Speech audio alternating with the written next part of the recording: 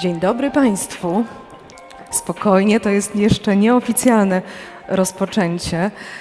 Potrzebujemy jeszcze chwili i prosimy bardzo o cierpliwość. Jest ogromna frekwencja, nie wszyscy zdążą.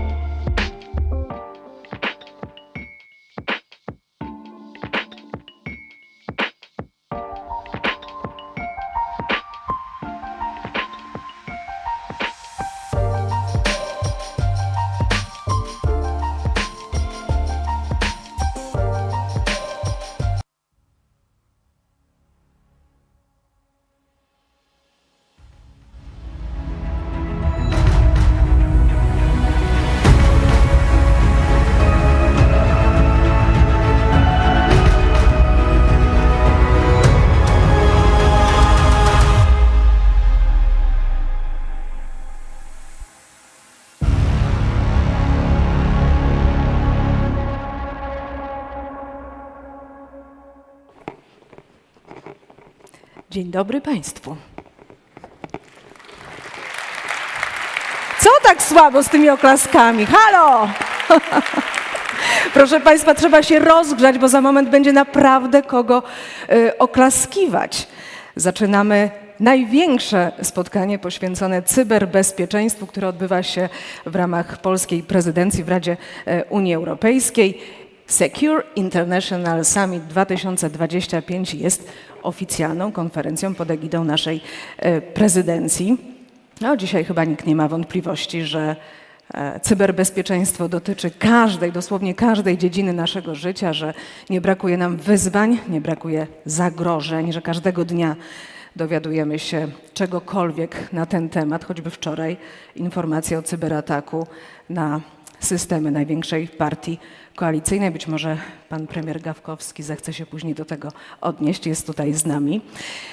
Szanowni Państwo, potrzeba wiedzy na temat cyberbezpieczeństwa jest zatem ogromna. W ogóle bezpieczeństwo jest jedną z najważniejszych wartości w życiu każdego z nas, dlatego dzisiaj nie zabraknie dyskusji, to w międzynarodowym gronie, na temat właśnie współpracy w dziedzinie cyberbezpieczeństwa, na temat nowych inicjatyw, na temat projektów, na temat najlepszych praktyk, a także trendów w tej dziedzinie. Dodam jeszcze, że konferencja Secure International Summit jest odpowiedzią na unijne inicjatywy dotyczące cyberbezpieczeństwa, nowe ramy wspólnego zarządzania cyberkryzysami, czyli Cyber Blueprint i plan działań na rzecz cyberodporności sektora zdrowia.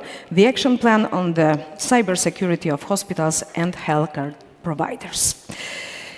Bardzo nam miło, że Państwo są. Witam wszystkich jeszcze raz bardzo serdecznie. Cieszy nas obecność przedstawicieli rządu, przedstawicieli samorządów, dyplomatów, naukowców, ekspertów. Będzie dzisiaj naprawdę o czym rozmawiać. Let me also extend a warm welcome to our distinguished guests. On behalf of the organizers, it is my privilege to welcome you to the Secure International Summit in Bydgoszcz. Together, we embark on a critical dialogue to fortify cybersecurity across Europe. Bardzo serdecznie chciałabym zaprosić na scenę pana premiera, wicepremier Krzysztof Gawkowski, minister cyfryzacji. Zapraszamy serdecznie.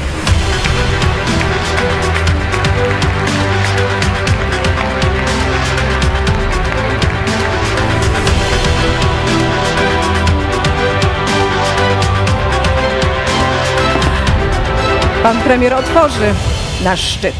Szanowni Państwo, Pani redaktor, drodzy przyjaciele, goście pięknego miasta Bydgoszczy, w którym niezmiernie miło się z Wami przywitać na już prawie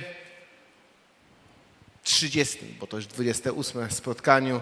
Tak myślę sobie o tych 3 dekadach, od 96 roku, kiedy Secure się odbywa, na ilości spraw, które zostały tutaj poruszone, na tych wszystkich elementach, które później wpłynęły na życie milionów Polek i Polaków, nie tylko zajmujących się cyberbezpieczeństwem, ale pracujących w cyfrowym świecie, to myślę, że bez wątpienia, tak jak powiedziała Pani redaktor, jesteśmy w najbardziej optymalnym miejscu, gdzie eksperci przez lata tworzyli polską rację stanu, czyli cyfrowe bezpieczeństwo wszystkich Polaków. Za to, że jesteście, serdecznie chciałem Wam podziękować, bo 28 edycji to jest obraz tego, że Secure stał się miejscem, do którego chętnie się przyjeżdża, gdzie bardzo ciepło i miło ludzie z sobą rozmawiają, nie przyjeżdżają tutaj konkurować, a bardziej starają się z sobą dyskutować. I mam nadzieję, że podczas tych 2 dni debat, rozmów, różnego rodzaju warsztatów będzie naprawdę znakomita okazja, żeby jeszcze raz porozmawiać o tym, co jest najważniejsze w cyfrowym świecie. Cyberbezpieczeństwie człowieka. Niezmiernie mi miło przywitać pana ministra Pawła Olszewskiego, pana wojewodę, pana prezydenta, wszystkich, którzy dzisiaj tutaj przyjechali z gości zagranicznych. I chciałbym, żebyście mieli świadomość, że Bydgoszcz to znakomite miejsce dla tego typu imprez. To tutaj mamy największą decyzyjność, jeżeli chodzi o Sojusz Północnoatlantycki. To w Bydgoszczy Współpraca cywilna i wojskowa, jak w pigułce, pokazuje, w jakim miejscu dzisiaj historii jesteśmy. To cyberbezpieczeństwo i dla Kujawsko-Pomorskiego, i dla całego państwa styka się z codziennością właśnie w tym mieście. Dlatego w tym roku w ramach prezydencji Secure odbywa się właśnie tutaj. Zdecydowaliśmy się odbyć tą ważną konferencję w Bydgoszczy również dlatego, że chcemy pokazywać, jak wygląda Polska, szczególnie gościom zagranicznym. Szczególnie, że ma to związek z prezydencją, w której sprawujemy przewodnictwo już od ponad 3 miesięcy. Czym jest zatem dzisiejsze spotkanie z perspektywy eksperckiej? To mnóstwo pytań, które warto postawić. Jaki wpływ na cyfrowe bezpieczeństwo będzie miała sztuczna inteligencja? Jak cyberbezpieczeństwo będą zmieniały komputery kwantowe? Jak cyberbezpieczeństwo i suwerenność technologiczna będzie się zmieniała ze względu na sprzedaż i kolportaż półprzewodników? Jak będziemy wyobrażali sobie cyfrowe państwo w świecie rozrastającej się dezinformacji? W końcu, czy będziemy umieli odpowiedzieć na pytanie, że status cyberbezpieczeństwa to nie jest status instytucji państwa, które odpowiadają za nie w każdej innej instytucji, w każdym innym samorządzie czy w każdej firmie, tylko za cyberbezpieczeństwo odpowiedzialni są właściciele systemów. To oni muszą zdawać sobie sprawę, że państwo może wyciągać rękę i pomagać, ale bez odpowiedniego zabezpieczenia w instytucjach rządowych i samorządowych, bez odpowiednich kompetencji ludzi, którzy zajmują się cyberbezpieczeństwem i pracują w firmach nie na stanowiskach związanych z infrastrukturą systemów IT, leży główny punkt odpowiedzialności za cyberbezpieczeństwo w Polsce i w Europie. Wydajemy w 2025 roku najwięcej w historii Polski na cyberbezpieczeństwo, jak to miało miejsce od transformacji systemowej, od lat, kiedy o cyberbezpieczeństwie zaczęliśmy mocno mówić. Inwestujemy w systemy i wojskowe, i cywilne. Mamy dobrą współpracę wojskową i cywilną. Cyberbezpieczeństwo stało się elementem wymiany sprzętowej poprzez inwestycje w samorząd i w instytucje rządowe. Zmienia się prawo, które będzie odtwarzało nowe instytucje, między innymi dotyczące myślenia o dostawcach wysokiego ryzyka. Jesteśmy na progu przedstawienia nowej strategii cyberbezpieczeństwa Rzeczypospolitej Polskiej. Ale czy oznacza to, że jesteśmy bardziej bezpieczni niż rok temu? Bardziej bezpieczni niż wtedy, kiedy mówiłem do państwa, że Polska jest niebezpieczna, jeżeli chodzi o możliwości incydentów? Niestety nie. Cyberbezpieczeństwo to dzisiaj słowo tak często odmieniane, że moglibyśmy tylko w nim zamknąć pierwszy etap ewentualnej wojny hybrydowej. Ale ta wojna hybrydowa niech będzie jedynie dzisiaj ostrzeżeniem, a my tutaj spróbujmy wyobrazić sobie, jak prewencyjnie działać, zanim do jakiejkolwiek wojny już w obszarze konwencjonalnym by doszło. Ja bardzo się cieszę z tego, że NASK konsekwentnie i co roku organizuje to spotkanie, jednocześnie zatrudniając najlepszych ekspertów i ekspertki, którzy w ramach CERT-u pokazują, jak dbać o cyberbezpieczeństwo. Bardzo dziękuję panu dyrektorowi Nielkowi za zaangażowanie w dostrzeganie kierunków zmian, między innymi budowania Centrum Sztucznej Inteligencji dla Cyberbezpieczeństwa, czy rozwoju departamentów związanych z dezinformacją. Ale nie tylko w NASK-u, nie tylko w CSIRT-cie GOV prowadzonym przez ABW, nie tylko w CSIRT-cie MON prowadzonym przez wojsko, ale w nas powinno być przekonanie o tym, że cyberbezpieczeństwo jest dzisiaj w każdym urządzeniu i w naszych kompetencjach dotyczących użytkowania tych urządzeń. Państwo może wiele i dużo robi. Podczas tego mojego wystąpienia, a patrzę na te ostatnie 5 minut, zablokowaliśmy co minutę 3 SMS-y ze złośliwym oprogramowaniem. W ciągu ostatniego roku było ich 1,5 miliona. Zablokowaliśmy blisko 100 000 domen szkodliwych, które mogły powodować ataki. Prowadzimy rejestry, które wskazują, że podejmowaliśmy decyzje w sprawie 600 000 incydentów, a ponad 100 000 incydentów zostało zakwalifikowanych jako te, które miały rzeczywisty wpływ na infrastrukturę krytyczną, na różnego rodzaju działania instytucji państwa i samorządu. To oznacza, że z roku do roku mamy więcej ataków, że Polska jest najbardziej atakowanym państwem w Unii Europejskiej i jednym z tych, które na mapie świata muszą dzisiaj odpowiadać za cyberbezpieczeństwo obywateli w najwyższej skali. Mamy sukcesy. Ta proliferacja odpowiedzialności za cyberbezpieczeństwo jest na wielkim poziomie. 99,9% incydentów się nie udaje. Znaczy się, umiemy jako państwo przeciwdziałać. Ale te, co się udają, nie znoszą odpowiedzi, co może się stać, jeżeli dane, wiedza, infrastruktura rzeczywiście zostałaby zablokowana i wprowadziłaby status niebezpieczeństwa. Energia, wodociągi, szpitale to jest ta infrastruktura krytyczna, która dzisiaj, między innymi na poziomie samorządu terytorialnego, jest najbardziej narażona na to, że zwykły obywatel nie będzie miał możliwości korzystania z podstawowych usług. Musimy zatem w miejscu, w którym dzisiaj wskazała nam historia, powiedzieć, że cyberbezpieczeństwo to jest ochrona przed wojną, a jednocześnie prowadzenie wojny w świecie cienia. Wszyscy, którzy uważają inaczej, między innymi ci eksperci i ekspertki, których chciałbym szanować, a mówią, że nie powinniśmy wprowadzać takich instytucji jak dostawca wysokiego ryzyka, dopuszczają się cyfrowej zdrady stanu. To nie są słowa na wyrost. To jest po prostu odpowiedzialność za to, że państwo, inwestując swój kapitał, pieniądze obywateli, które są z podatków, musi też brać odpowiedzialność za to, że jeżeli nie wprowadzi prawa, które będzie zobowiązywało do ochrony wszystkiego, co jest w polskiej infrastrukturze IT, to znaczy, że sami wyciągamy rękę do tych, którzy chcieliby tutaj na polskiej ziemi prowadzić działania szpiegowskie, zbrojne, dezinformacyjne czy krytyczne. Po to jest zatem ta konferencja. Po to jest cykl w Poznaniu i po to jest wspólnota w ramach konferencji prowadzonych przy okazji prezydencji Polski w Unii Europejskiej, żebyśmy o takich problemach rozmawiali.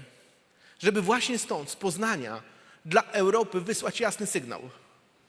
Dzisiaj nie ma znaczenia, czy w Bydgoszczy, Warszawie, Szczecinie czy jakimkolwiek innym mieście, żebyśmy mieli taką świadomość, że nie popłynie stąd informacja. Z Bydgoszczy wysyłamy sygnał wprost do tych, którzy w Madrycie, Londynie, w Waszyngtonie myślą, że wszystko załatwi się w państwie, które jest atakowane. Nie załatwi się. Bez względu czy w relacjach transatlantyckich, czy w relacjach w Unii Europejskiej, musimy brać wspólną odpowiedzialność za cyberprzestrzeń. Państwa muszą z sobą współpracować przeciwko adwersarzom, które Polska na mapie zagrożeń naszkicowała tam, gdzie jest oś zła. Nie bez przyczyny tam jest Białoruś, Rosja, Iran. Nie bez przyczyny są tam państwa azjatyckie. To jest wyzwanie, które Unia Europejska musi podejmować w kolegialnej współpracy transatlantyckiej i Unia Europejska sama musi wiedzieć, że takie same zagrożenia jak w polskich miastach mogą być w miastach innych państw, które oddalone są od granicy rosyjsko-ukraińskiej. Polska dzisiaj na mapie Europy jest miejscem, z którego inni biorą przykład. Ale to nie oznacza, że inni nie powinni składać się również na cyberbezpieczeństwo. Zagrożenia Warszawy są takie same jak w Madrycie, Barcelony jak w Bydgoszczy. Takie same są w Paryżu i takie same są w Brukseli. Nie ma dzisiaj małych i dużych miasteczek w Europie wolnych od cyberzagrożeń, bo tam nie ma granicy, takiej jak polsko-rosyjska przy Kaliningradzie czy polsko-białoruska niedaleko Włodawy. Ta granica w cyberświecie nie istnieje. I to jest polskie przesłanie na prezydencję. I dlatego priorytety cyberbezpieczeństwa są w prezydencję wpisane. Żeby w każdej stolicy Unii Europejskiej, w każdej stolicy bliskiej Europie, jak Londyn, ale już poza Unią, można było powiedzieć, że cyberbezpieczeństwo to nie tylko domena wojskowa zapisana w katalogu NATO, że dzisiaj to miejsce totalnej wojny, w której albo uzbrojeni i umiejętni będziemy potrafili się obronić, albo narażamy odpowiedzialnością obywateli, bo to oni pierwsi zapłacą cenę. Dlatego serdecznie Państwa zachęcam do tego, żebyście rozmawiali o poważnych sprawach z uśmiechem, ale i z dobrymi rozwiązaniami. Mam nadzieję, że te 2 dni w Bydgoszczy pozwolą Wam poznać się nawzajem, przygotować do decyzji, które przed nami, między innymi jeżeli chodzi o incydenty dużej skali, pozwolą Wam wypracować nowe reguły dotyczące tego, czym powinniśmy się zajmować i jakie powinny być priorytety cyberbezpieczeństwa, a przede wszystkim, że podczas tych 2 dni będziecie mieli okazję porozmawiać o strategicznych problemach państw Unii Europejskiej i Polski, którymi codziennie się mierzymy. Serdecznie Was zapraszam do takiej dyskusji. Dziękuję, że jesteśmy tutaj razem w Bydgoszczy, a wieczorem życzę Wam, żeby podczas wolnego czasu, a taki jest zaplanowany, odwiedzić, zobaczyć też piękne miejsca tego wspaniałego miasta, stolicy województwa kujawsko-pomorskiego. Wszystkiego dobrego. Dziękuję Wam bardzo.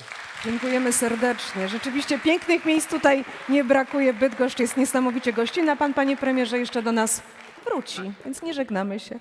Pan premier tylko nakreślił niektóre historie, niektóre sprawy i będzie też odpowiadał na pytania, które przed momentem też sam zadawał. Chciałabym teraz zaprosić na scenę pana Radosława Nielka, dyrektora Instytutu Badawczego NASK, który od lat jest organizatorem konferencji Secure. Ja tylko dodam, że NASK jest kluczową instytucją w obszarze cyberbezpieczeństwa w Polsce. Zapraszam, panie dyrektorze.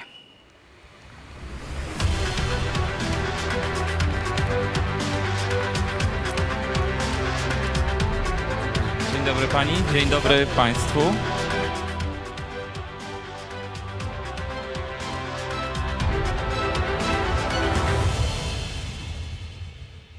Dzień dobry państwu. Bardzo serdecznie witam na konferencji i witam w Bydgoszczy.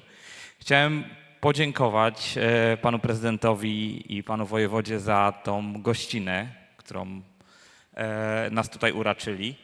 Za tą piękną salę, za te budynki, które mieliśmy okazję oglądać, wspaniała architektura. A wszystkim państwu, którzy przyjechali tutaj wziąć udział w tej konferencji, za otwartość, otwartą głowę i chęć zobaczenia, doświadczenia tego, co się zmienia w cyberbezpieczeństwie i tego, co się zmienia też w takiej przestrzeni publicznej w Polsce. Bydgoszcz jest jednym z takich przykładów miast, które bardzo szybko i pięknie się zmieniają. Pani redaktor powiedziała o tym, że konferencja Secure jest odpowiedzią między innymi na europejskie inicjatywy typu Blueprint na przykład. Ja bym powiedział inaczej. Europejskie inicjatywy Blueprint są odpowiedzią na to, co w Polsce 29 lat temu po raz pierwszy zrobiono, to znaczy zwołano tą konferencję. Ona odbywała się w Polsce wtedy, kiedy członkostwo w Unii Polski to nawet nie był plan, tylko raczej bardziej ambitne marzenie. Więc to ja mam wrażenie i mam przekonanie, też na tej sali są osoby, które zaczynały tę konferencję wspólnie z NASK-iem, czy jako NASK zaczynały ją. Ja raz spotkałam pana premiera na takiej konferencji, ale pan premier wtedy jeszcze nie wiedział, że będzie premierem, bo to było z 15 lat temu. Niektóre z osób, które są tutaj na sali, zaczynały tę konferencję, były jednymi z pierwszych prelegentów. Niektóre są w NASK-u, niektóre są gdzieś obok NASK-u, ale wszyscy wciąż pracujemy nad cyberbezpieczeństwem Polski i to myślę, że jest kluczowe, że to otoczenie, to miejsce, to spotkanie jest przestrzenią na to, żebyśmy wspólnie mogli rozmawiać o tym, jak każdy z nas może wspierać cyberbezpieczeństwo w Polsce. Pan premier mówił o liczbach, o liczbie ataków, które zostały zablokowane, korzystając z różnych narzędzi. Czy to listy ostrzeżeń, z której korzystamy, czy to korzystając z wzorców SMS-owych i w związku z tym blokady wysłanych SMS-ów. Za chwilę będziemy mieć też okazję wysłuchać raportu corocznego CERT-u prezentowanego przez kierownika CERT-u Marcina Dudka.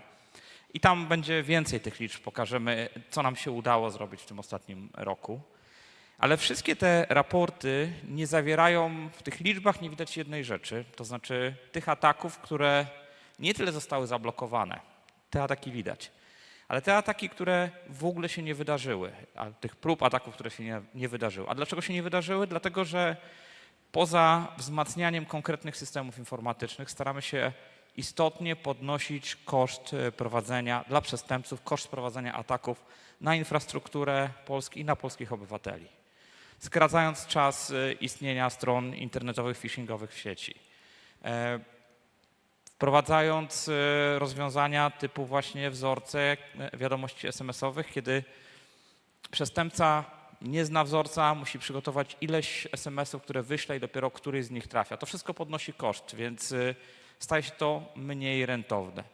Jakbyśmy przenieśli to do świata takiego fizycznego, no to oczywiście jest wiele sposobów zabezpieczeń. Jednym z sposobów zabezpieczeń jest to, że mamy lepsze zamki. Trudniej sforsować, włamać się do nas do domu. Mamy systemy alarmowe, mamy monitoring i to też są narzędzia, które pozwalają nam ograniczyć przestępczość. Ale jednym z istotnych elementów, który pomaga nam ograniczyć przestępczość i o którym nie możemy zapominać, jest także to, że coraz rzadziej kradzież telefonu kogoś z nas ma sens. Dlaczego? Dlatego, że ten telefon w zasadzie przestaje być używalny, zostaje zablokowany przez operatorów. Oczywiście nie zawsze, nie w 100%, nie idealnie, ale jednak powoduje to, że większość telefonów, które zostaną ukradzione, nie może być ponownie wykorzystana. Albo nie ma w związku z tym wartości rynkowej. I o takim podejściu także musimy myśleć i myślimy aktywnie o takim podejściu do cyberbezpieczeństwa. Jednym z przykładów takiego podejścia jest możliwość blokady PESEL-u w aplikacji M-Obywatel, bo jak sobie Państwo pomyślą o tym, no to ten wyciek numeru PESEL staje się coraz mniej dotkliwy dla obywateli. Wciąż nie chcielibyśmy, żeby to się oczywiście działo, ale nawet jeśli się wydarzy, to wartość tego wycieku jest coraz mniejsza właśnie dlatego, że obywatele mają możliwość zablokowania wzięcia kredytu, pożyczki na ten numer PESEL. I to są rozwiązania, o których także musimy pamiętać. Wzmacnianie odporności, zabezpieczanie systemów to są kluczowe rzeczy, ale na końcu bardzo wiele przestępstw, nie wszystkie, ale bardzo wiele przestępstw w cyberprzestrzeni popełnianych jest ze względów finansowych, motywacji finansowej. Więc jeśli znajdziemy sposób na podnoszenie kosztów tych ataków, a także na ograniczenie wartości tego, co udaje się ukraść, to każda z tych rzeczy zmniejsza nam chęć przestępców do atakowania. I to są te ataki, które się nie tyle nie udały, ale te, które się nie odbyły, bo po prostu się nie opłacały. Jeszcze raz bardzo serdecznie dziękuję za przybycie do Bydgoszczy, za udział w konferencji. Zachęcam do dyskusji. To jest jedna z tych konferencji, dla których największą wartością nie są osoby, które tu stoją i do Państwa mówią, tylko to, co Państwo mówią do osób, które tu stoją, to, co Państwo mówią między sobą. Bardzo serdecznie dziękuję. Dziękujemy pięknie, Panie Dyrektorze. Dziękujemy serdecznie. Niewątpliwie ten region ma swoje ogromne znaczenie w zapewnianiu bezpieczeństwa i o tym właśnie, o swoich przemyśleniach już teraz powie nam pan wojewoda kujawsko-pomorski Michał Sztybel. Panie wojewodo, zapraszam.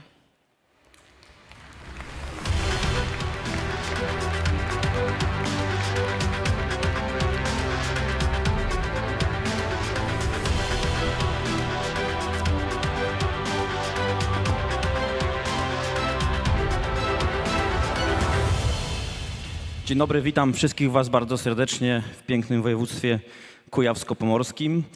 W świecie niepewności myślę, że pewne są tylko 4 rzeczy. Podatki i śmierć to wiecie. To, że jeżeli znajdziecie chwilę czasu, aby wybrać się na spacer, to przekonacie się, że pan premier, pan dyrektor mieli rację, jak Bydgoszcz jest piękna.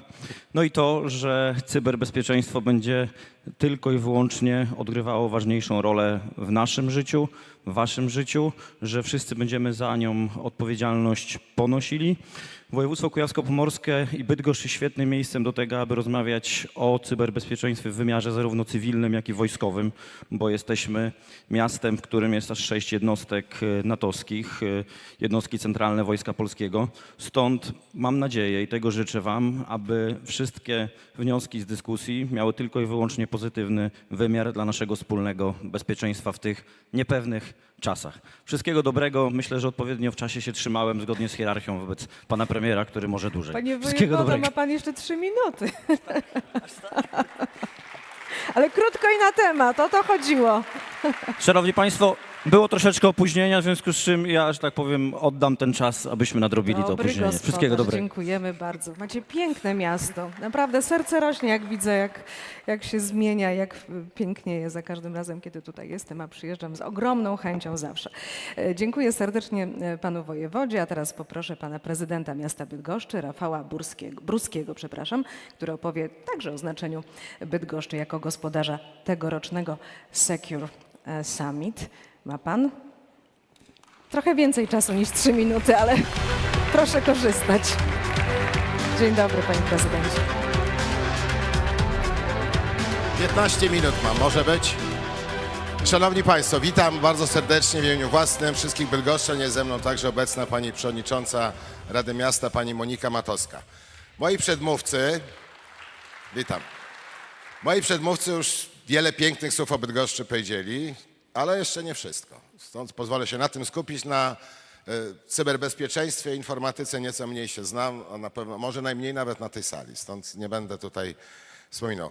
Chciałbym, żebyście Państwo zapamiętali, bo zostałem ostatnio zapytany, z czym, a jest tylko 5 punktów, ma kojarzyć się Bydgoszcz Polakom, gościom naszego miasta. I to nie jest łatwe pytanie, w 5 punktach zawrzeć te silne strony. Zacznę od silnej gospodarki, bo jest to miasto z bardzo silną gospodarką, wieloma wspaniałymi firmami. Ta gospodarka ściśle współpracuje z uczelniami wyższymi, które dzisiaj także reprezentują władze rektorskie. Dużą częścią tejże gospodarki jest branża IT. Szacujemy, że to jest około 10 000 miejsc pracy w naszym mieście. Relatywnie do wielkości miasta bardzo dużo, z czego w cyberbezpieczeństwie około 1000 osób już dzisiaj funkcjonuje. Tym drugim wyróżnikiem, który dotyczy naszego miasta, wspomniał o tym nieco pan wojewoda, jest wojskowość. Jesteśmy drugim co do wielkości garnizonem w Polsce Wojska Polskiego i stolicą NATO w Polsce. Mamy 6 jednostek natowskich. Ostatnio przybyła ta, która ma obejmować swoim działaniem obszar współpracy NATO-Ukraina. Kolejnym wyróżnikiem jest muzyka i kultura, ale z muzyka w sposób szczególny jesteśmy we wspaniałej instytucji muzycznej, także mamy wspaniałą filharmonię, wspaniałe szkolnictwo wyższe i nawet jest takie powiedzenie reklamowe, może nie powszechnie znane, w związku z tym, że studenci i absolwenci naszej Akademii Muzycznej przez 3 kolejne konkursy chopinowskie byli albo zwycięzcami, albo laureatami. Powiedzenie głosi, że gdyby Chopin żył, studiowałby w Bydgoszczy. I to jest nasza trzecia silna strona. Kolejną jest medycyna. Jeżeli będzie potrzeba, nikomu nie życzę, bo zawsze mówię, miejmy świetnych lekarzy, ale unikajmy ich z racji tego, że jesteśmy zdrowi. Ale jeżeli już nam coś się wydarzy, to na pewno w Bydgoszczy Państwo znajdziecie pomoc, bo jest to i miasto ze świetnymi uczelniami medycznymi i także miasto, gdzie służba zdrowia ma olbrzymi potencjał, czeka na pacjentów i na pieniądze z NFZ-u. To jest inna kwestia.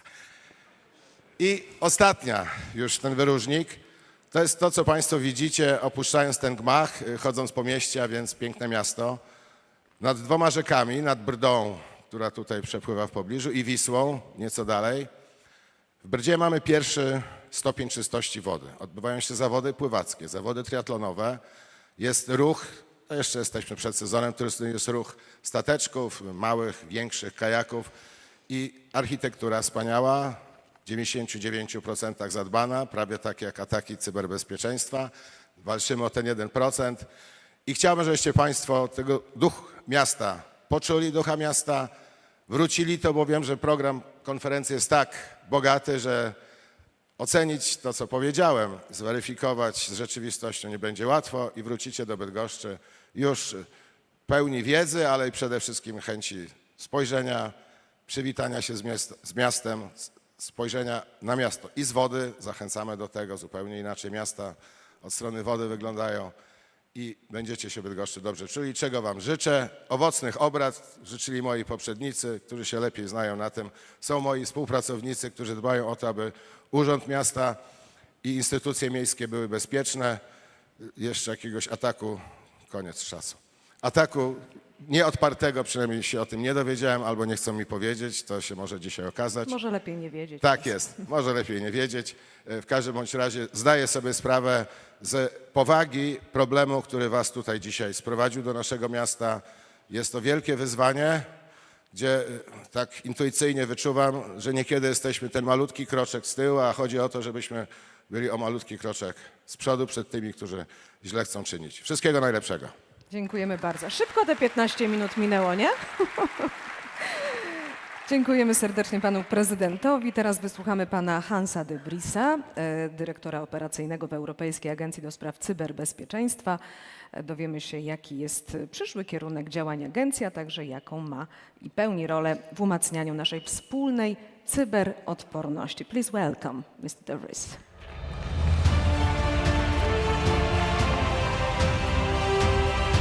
Thank you.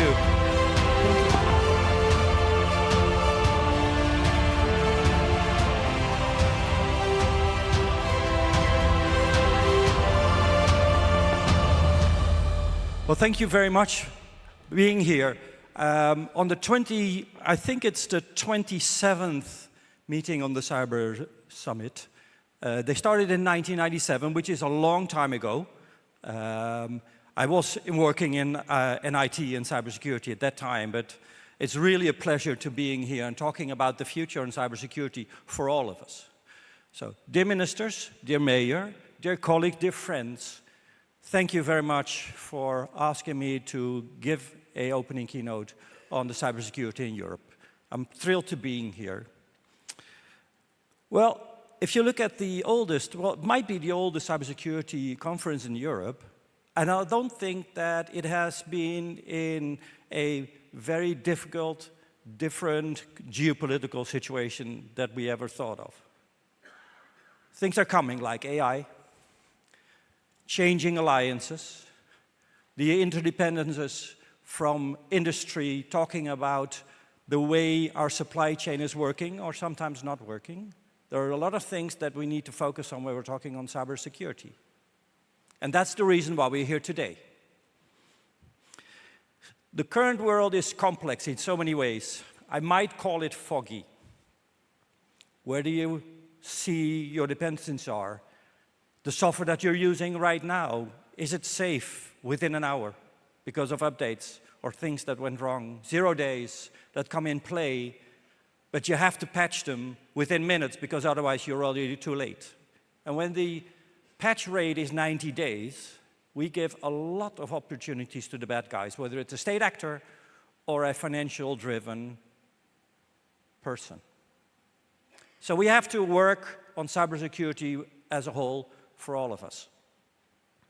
So that means that we need to focus, learn, do a lot of risk assessment, make sure that we have a good update of our strategy. But those are the things that we already normally focus on from, let's say, the IT focus. But the world is changing so fast that we also need to look at from a political level. And policymakers need to understand that the world is really changing. So the future of cybersecurity is in all our hands, in your hands, to make sure that we do the right steps, we take the right path towards a working, resilient environment, our culture.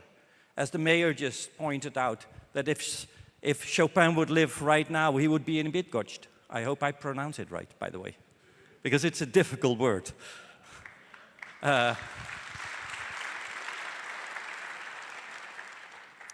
But it's not difficult to be here and enjoy the city and the beauty of it. So as I mentioned, context is everything for politicians, for policymakers, and we have to make sure that the situational awareness, what is actually happening, is up to par, that we fully understand what's happening right there, and we need to do that. And it's not only from a member state or a nation state like Poland, but you need to look at the wider picture, because it is a very complex environment. We need to look at the bigger picture, meaning what is happening in your neighbors, within Europe in a total, or the world, because cybersecurity has no borders. We all know that. But we feel it right now as well, as we've seen with the terror discussion yesterday, how the world can become a very quick turmoil. And we'll see how that passes out. Luckily, I'm always looking at the zeros and ones on cyber, so that makes it a little easier. But it's strenuous nonetheless. Now, even this morning, during breakfast, I talked about how do you make good business within Europe on cybersecurity where member states are focusing on their own parts. Now, that's an interesting question, because we all are sure that we need to prosper, move forward with new ideas, strengthened alliances, and that does not stop at the border. So I really appreciate what NASC is doing. They're really good. They're not here. They're really good. Yeah, applaud for that. I can say that from a European perspective, because we created the Article 18 report saying what's the state of cybersecurity in Europe. And I will not do any ranking, but NASC knows what to do. Let me put it this way. So compliments to my colleagues. But what you see is that we not only need a, let's say, local member state perspective and work plan, but we need it for Europe as well. And that my organization's ENISA comes into play, because we're trying to connect the member states. We're trying to connect the possibilities of what one country has found out that they have developed that can be used by other countries as well. Because we are interconnected and we really need to work on that. So if you look at from the coming future, we know it's becoming even more complex, whether we like it or not. We have to make sure that patches are distributed in an evenly way, that everyone can have a profit of that, knowing that this is the current state of act from the bad guys, that we need to be aware and resilient. We need to have awareness raising on the box. We call it CEO Chefsache. The top management of organizations need to understand it's their business. It's not the IT department. It is business continuity from the biggest impact. So we have to make sure that everyone understands that. So if you look at from a, let's say, technological perspective, we look at cloud and the interdependencies we have there and all the things that we need to do. And that has to be secure by default. It has to be secure by design, because otherwise we still have to patch every problem after another. Well, it should have been, let's say, developed in a more robust way. So, Mayor, please make sure that the IT environment here knows that. Nice task for you to do. But not only for you, because it's for all of us.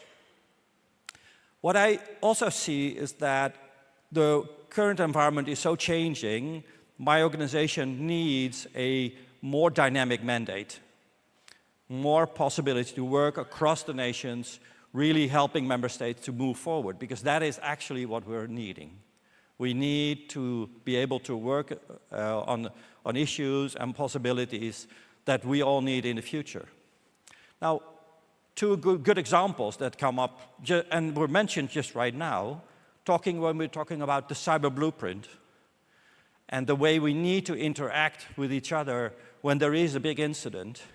I know from previous experiences, because I was the director of the Netherlands cybersecurity for 9 years, so a colleague of NASC, And I dealt actually with incidents, so I know that when you in deep shit because you're trying to solve things, you don't really have time to constantly ask your neighbors from other nations what they see and how they do that. So you need help when there is a big crisis happening right there. And currently, the dependencies are in such a way that when you have one organization has a problem, or I see my very important esteemed colleague from Ukraine, we have to help them, please.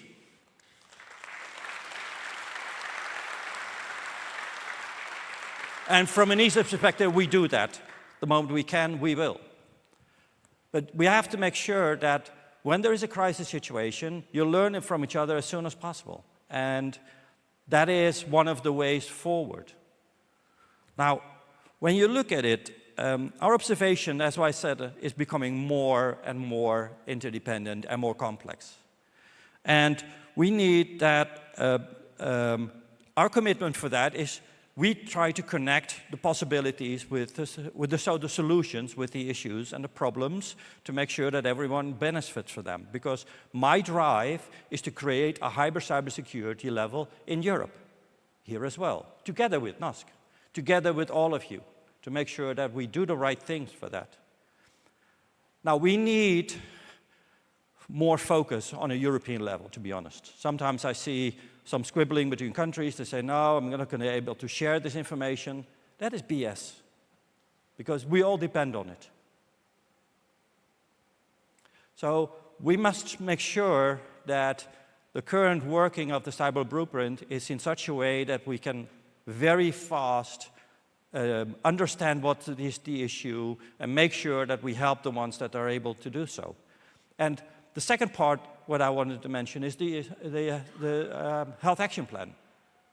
Of course, the Health Action Plan is not only about health. It is about sectors that are intertwined, that needs help to understand how to do that. So it could be on a procurement level, standardizing the way we do business with the IT department. It's making sure that IT developers and IT vendors within that sector understand that they need to work towards making sure that cybersecurity is secure by default.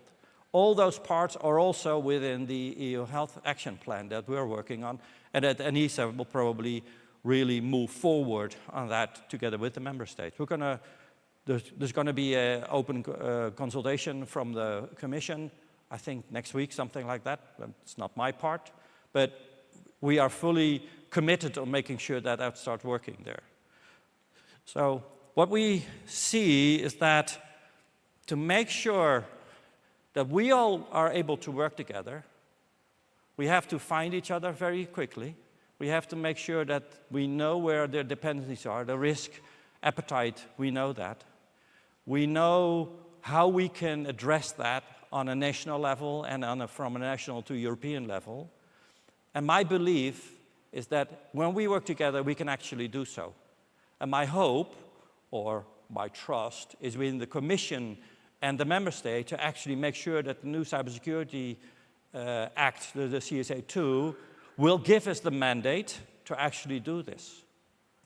And lastly, my pride is that the Polish Presidency has really shown that they are taking action, taking leadership on many occasions. And if you see how often I am here in Warsaw, my wife said to me, why don't you take an apartment? Because you're there so often.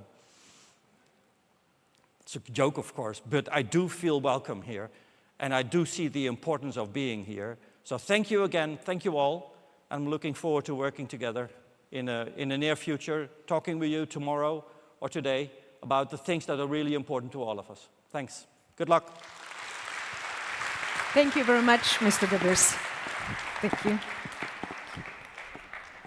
Proszę zobaczyć, ile to sprawa cyberbezpieczeństwa wprowadza nowych kategorii do naszego życia. Pan premier mówił o cyfrowej zdradzie stanu. Za chwilę będzie miał okazję powiedzieć więcej. Chciałabym zaprosić na rozmowę z premierem Krzysztofem Gawkowskim. Tę rozmowę poprowadzi pani Nikola Bochyńska. A dyskusja skupi się właśnie na tym poziomie cyberbezpieczeństwa w Polsce. Będzie też przedstawienie aktualnych wyzwań w tym obszarze. Zapraszam serdecznie. Takie pułapki na scenie też mogą nas spotkać. A, mikrofon jest, dobrze. Serdecznie zapraszam. Dzień dobry. Dzień dobry, panie premierze, zapraszam.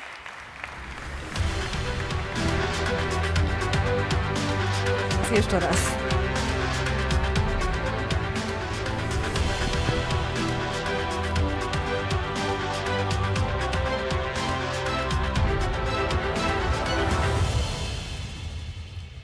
Dzień dobry Państwu, nazywam się Nikola Bochińska. Jestem dziennikarką, która skupia się na tematyce technologii, cyfryzacji, cyberbezpieczeństwa. A dzisiaj będę miała przyjemność poprowadzić dyskusję z panem wicepremierem, ministrem cyfryzacji Krzysztofem Gawkowskim. Dzień dobry.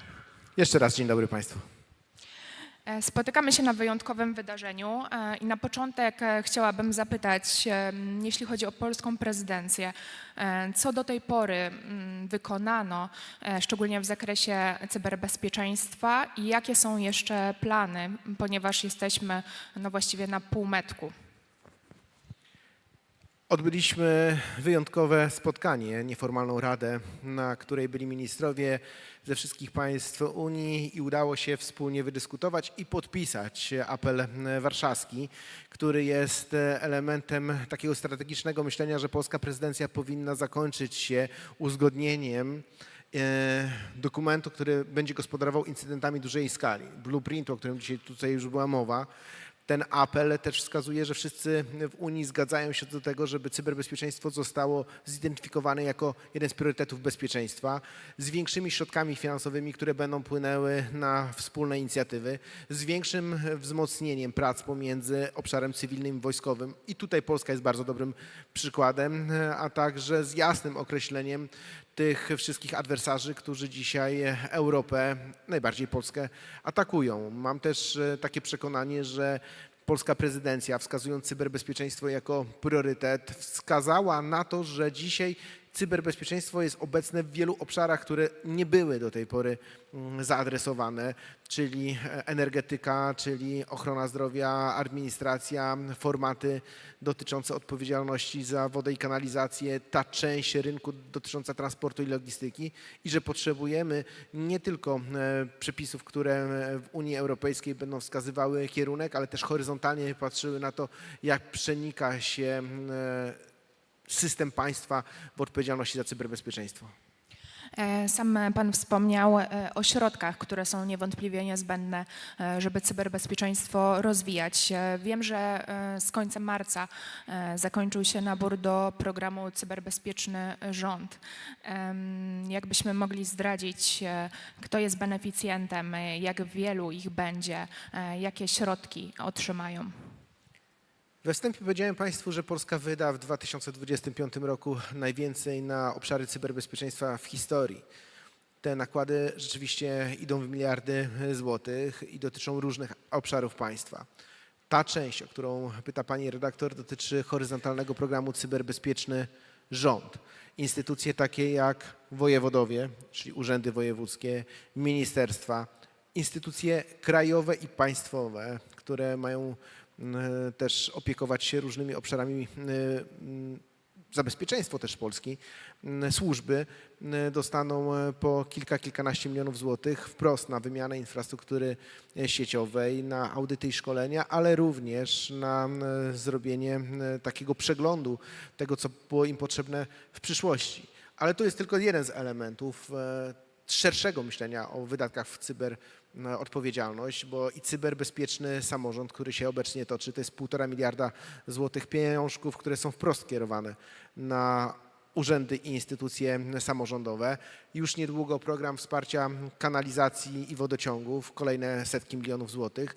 Do tego w tym roku, 2 tygodnie temu ogłosiliśmy program rozbudowy kompetencji cyfrowych w zakresie również cyberbezpieczeństwa, higieny cyfrowej, dezinformacji, jej rozpoznawania i umiejętności wykorzystywania narzędzi cyfrowych w takich obszarach jak chociażby edukacja. To jest ponad 600 milionów złotych. Więc to cyberbezpieczeństwo traktujemy o wiele szerzej niż dotychczas, czyli wymiana usług albo sprzętu albo usług, dodatkowo zatrudnienie ludzi i zamykaliśmy to w takim wąskim kręgu. Dzisiaj jest to o wiele szersze, dlatego że też identyfikujemy, jak bardzo niektóre obszary państwa są infiltrowane przez rosyjskie służby i gdzie oni najbardziej chcieliby nam zrobić krzywdę.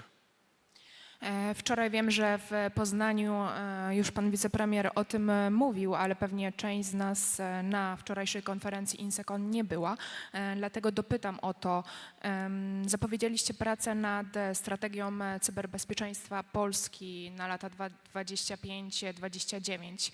Na jakim etapie jest ten dokument? Jakie są jego główne założenia? No i kiedy poznamy tę finalną wersję? Finalna wersja powinna być w tym roku, bo chcielibyśmy, żeby ta strategia była optymalnie związana z prawem, które już jest na końcu ścieżki legislacyjnej, czyli z modyfikacją i zmianami krajowego systemu cyberbezpieczeństwa. Zwracamy w tej strategii uwagę na 4 główne pola. Po pierwsze zmiany technologiczne, czyli jak ewoluuje też cyberprzestrzeń, jeżeli chodzi o nowe narzędzia, z szczególnym uwzględnieniem sztucznej inteligencji, komputerów kwantowych, kryptografii postkwantowej. Po drugie zmiany geopolityczne, szczególnie te zmiany transatlantyckie, mające wpływ chociażby na współpracę dotyczącą państw Unii Europejskiej. Polska jest w znakomitym miejscu, dlatego że podpisane w tamtym roku Memorandum of Understanding pomiędzy polskim rządem a rządem Stanów Zjednoczonych dotyczące cyberbezpieczeństwa zapewnia nam wzajemną dobrą współpracę. I też warto powiedzieć, że Polska, jeżeli chodzi o współpracę ze Stanami Zjednoczonymi, dzisiaj ma formułę obustronnego wsparcia.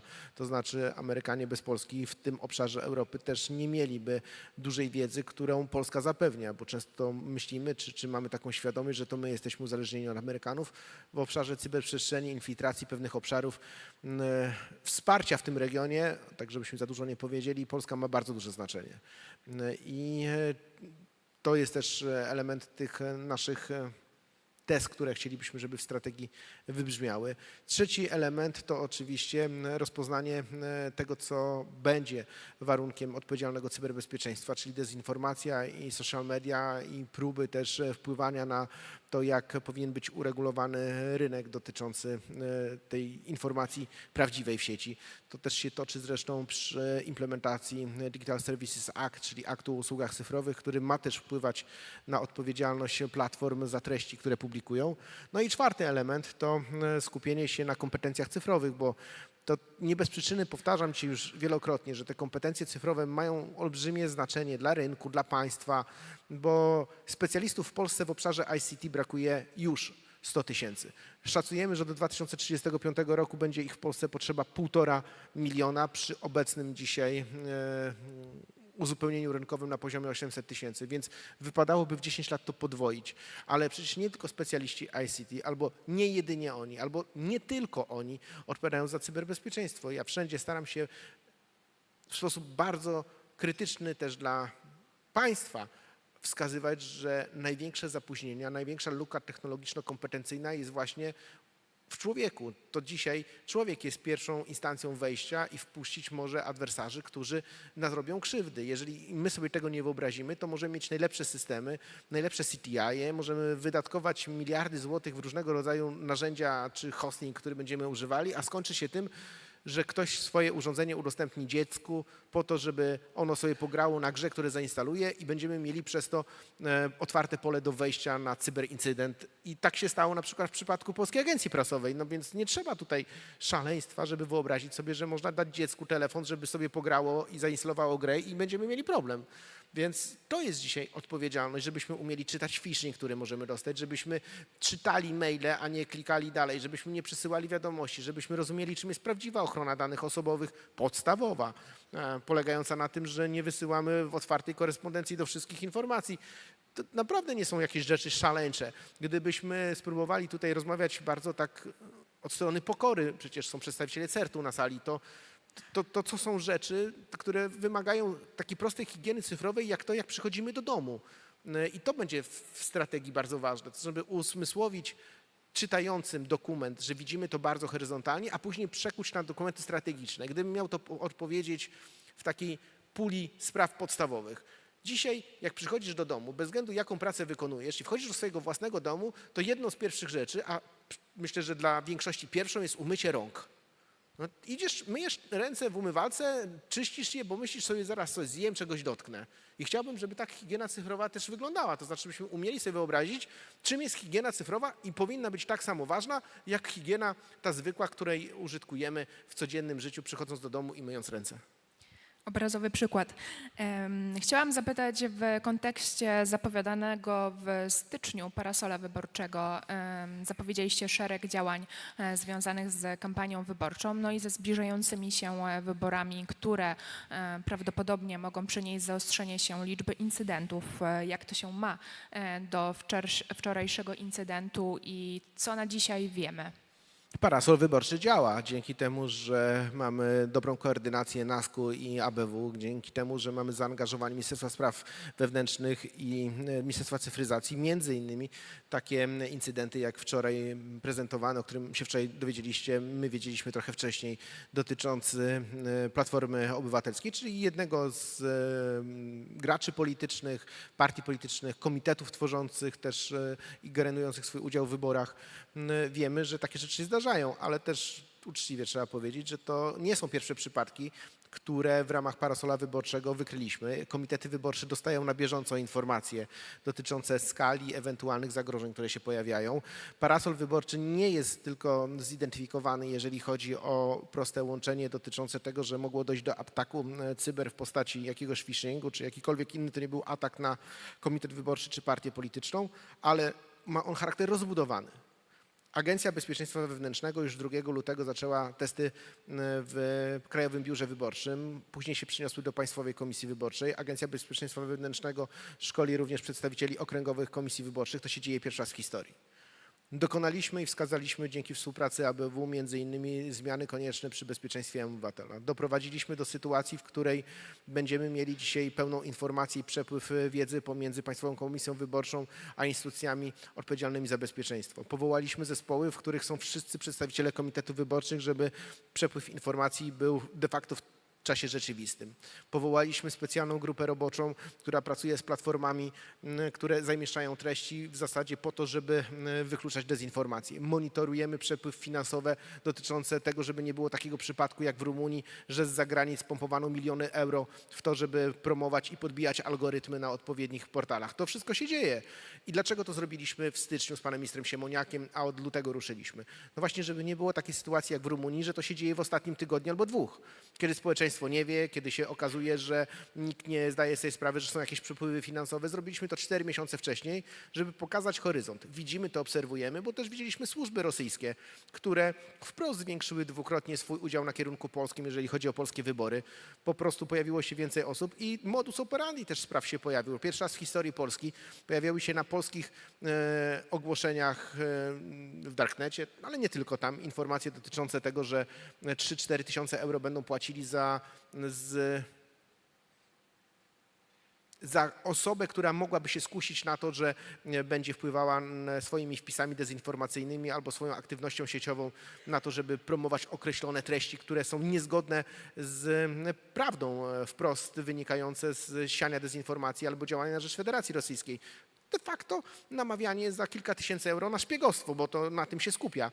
Więc cały ten proces parasola wyborczego właśnie miał wynikać z faktu, żeby opowiedzieć też społecznie, gdzie jesteśmy i jak dzisiaj Federacja Rosyjska z Polską a propos wyborów walczy, bo to jest walka, to już jest wojna hybrydowa, która się toczy.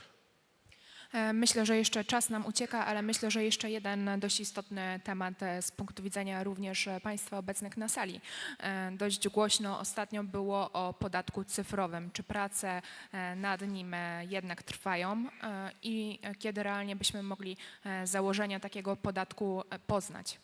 Podatek cyfrowy w Europie dzisiaj w wielu państwach jest normalnością i to, że są dyplomaci albo jakikolwiek ludzie, którzy uważają, że w Polsce go nie powinno być na poziomie takiego doradztwa między państwami, Wiecie Państwo, o czym mówię? Myślę, że pomylili kierunki, bo w Polsce prawo się pisze polskim językiem i nikt nie będzie chylił czoła przed tym, że nawet najwięksi partnerzy będą uważali, że w Polsce prawo nie powinno dawać dobra dla obywateli. Podatek cyfrowy w Ministerstwie Cyfryzacji i jego prace będą kontynuowane, bo on jest dzisiaj podatkiem, który daje szansę na to, żeby korporacje, które zarabiają tutaj miliardy, płaciły tyle samo w każdym państwie Europy. Dla mnie jest niezrozumiałe, że w Wielkiej Brytanii, Francji, Hiszpanii, Austrii korporacje mogą płacić setki milionów euro podatków, a w Polsce płacą pomimo czasami większego rynku miliony złotych.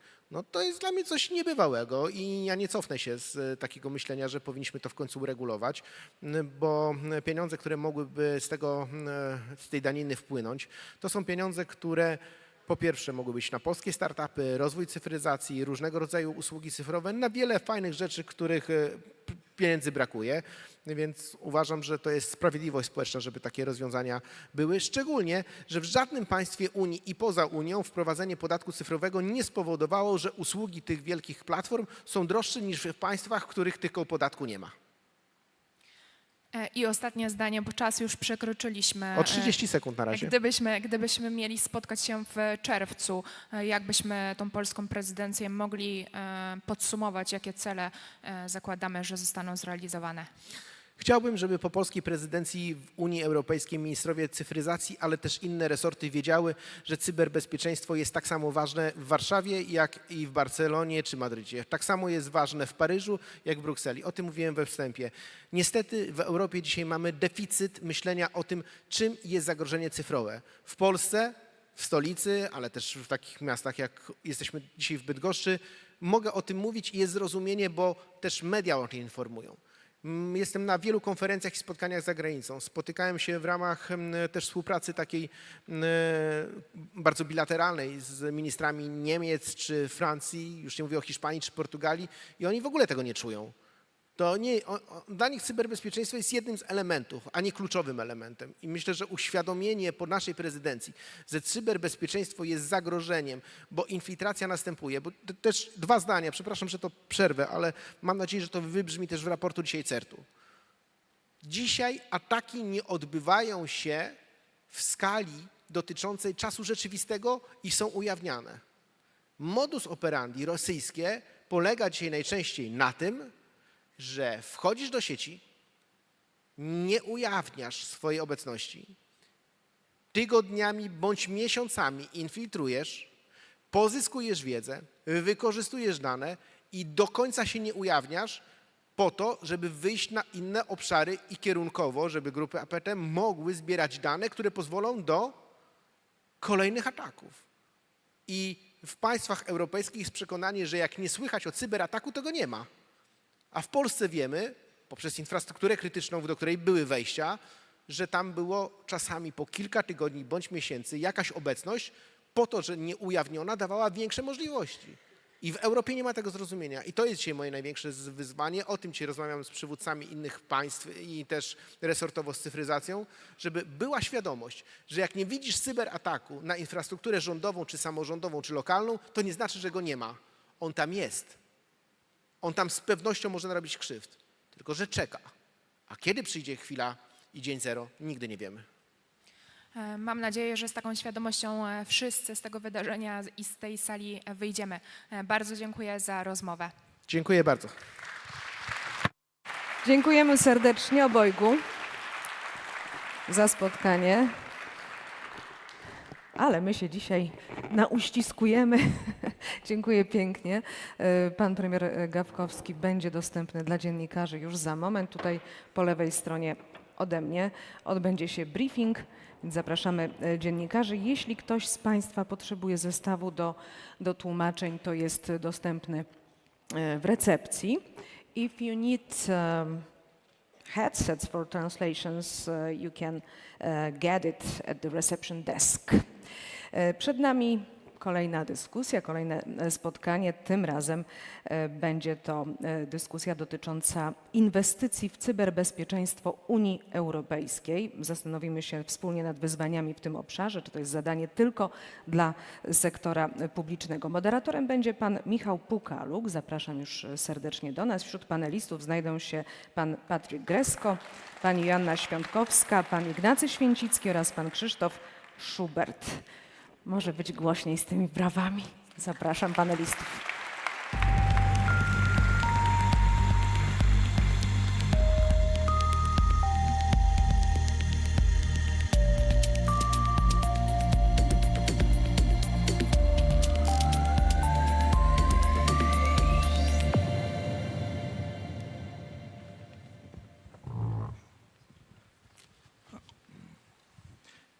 Hi, this is a privilege to be here with you.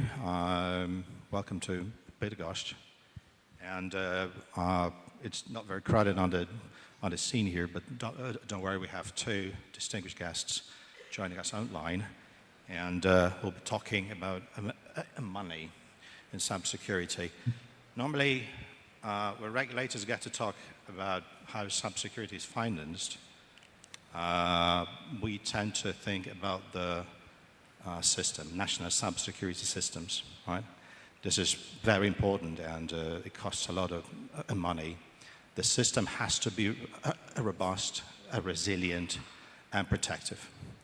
And we know that, that's the added value of the system. We pay a lot of money to be on the safe side.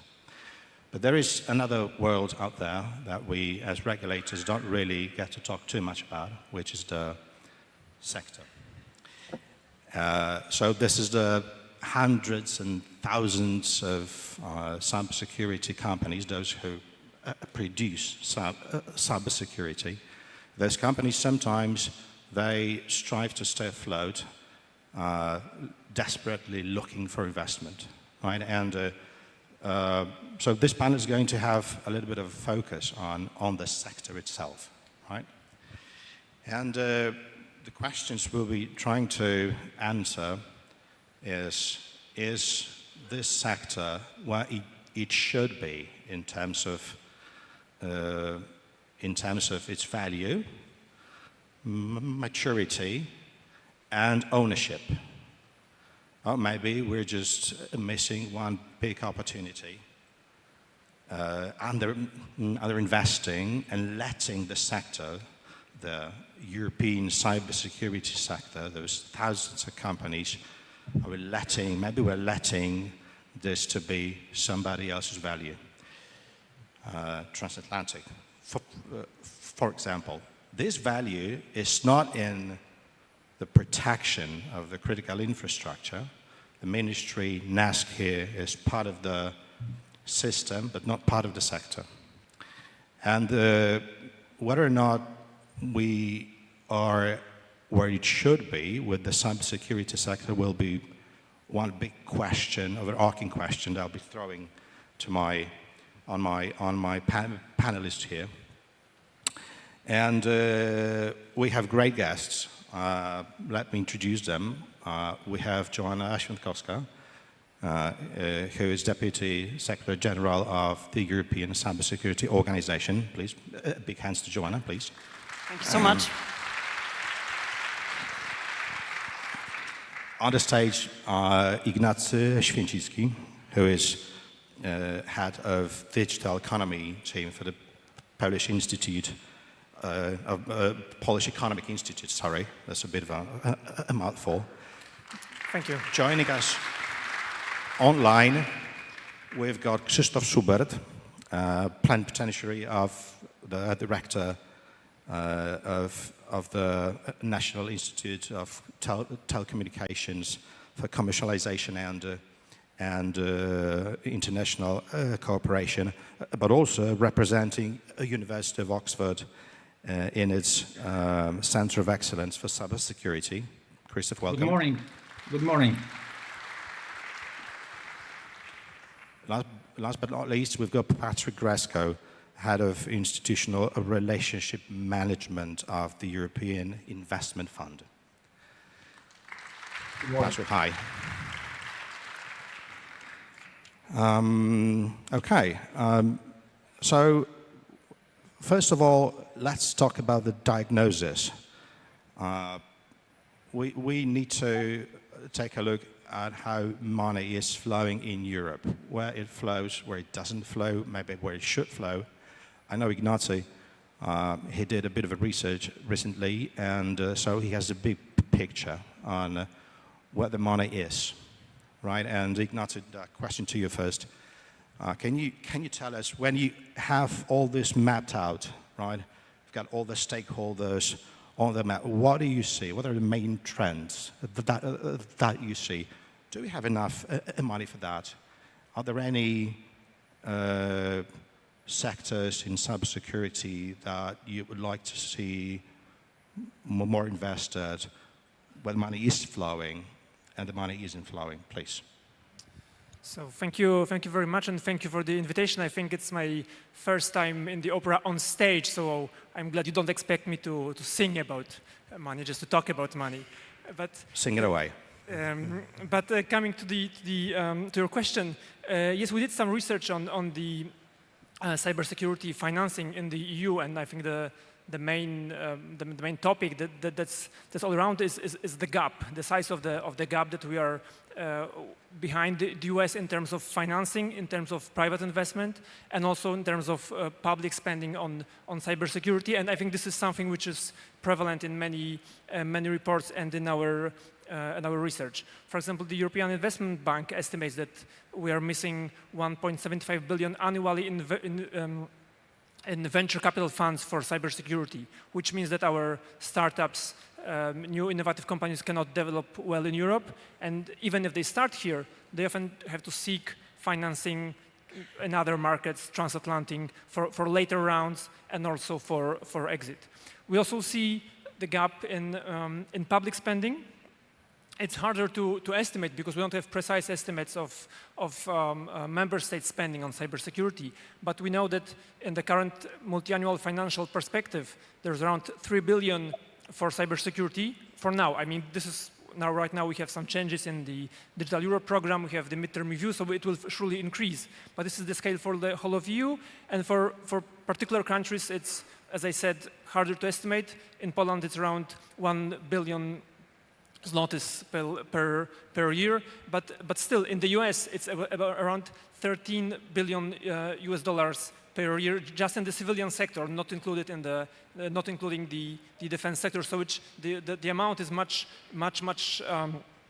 higher there. I think what is also important to remember is that we did research on cybersecurity, and you're asking about, of course, about cybersecurity because we are on the Secure conference. But the issues with startups, with public funding for innovative companies, with establishing venture capital funding, is not specific for cybersecurity. I mean, these issues are well seen in other innovative areas of the economy. In the Draghi report, we see similar issues for AI, for example. So the issue with private capital, as I started with the estimates of the European Investment Bank, is also the same topic we have for other aspects of innovative startups. And there are initiatives in the EU, such as Savings and Investments Union, which are aiming at channeling the private capital that is in the EU, but it's in banks, in other instruments, channeling this capital into VC, into innovative funding. Thank you. We have a lot of sources from which money can be acquired. And a question to Joanna. Okay, European Cybersecurity Organization is a big chamber of commerce for cybersecurity companies. They produce cybersecurity, right? And when it comes to you, you're deputy head of this organization. When it comes to you, what do they say? We have enough money and we don't really know what to do with that, or maybe we are challenged, you know, to really be there, right? And actually, so what did it tell you? And actually, I mean, what's the breakdown? How many companies do you have that you would label startups and building companies? And how many of them are companies who really thought beyond this period of building up, how many of them are really matured? And do they stand a chance? Do they stand a chance to compete with those transatlantic, or maybe what do they need to be in good competition with them? Thank you so much, Michał.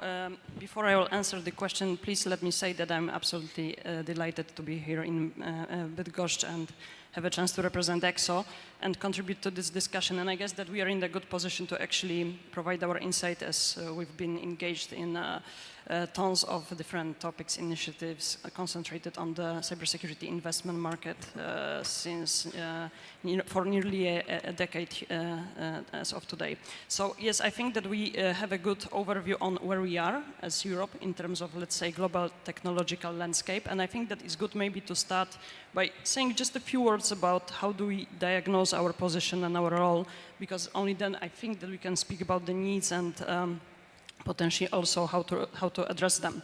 So, ladies and gentlemen, Ignacy already mentioned quite famous Mario Draghi's report, which provides us with, let's say, a lot of conclusions on where we are as Europe in terms of the economic global competition. And obviously at EXO, we are laser focused on cybersecurity. And the conclusions that we see, analysis that we've been doing for nearly 10 years, confirm largely I would say the results that are also, like a truth for the overall economic situation in Europe.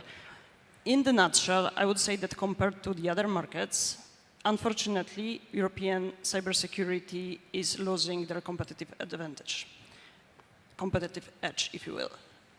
Just a few maybe data, a few illustrations to support this thesis. Less than 14% out of 500 top global cybersecurity companies belong to European entities.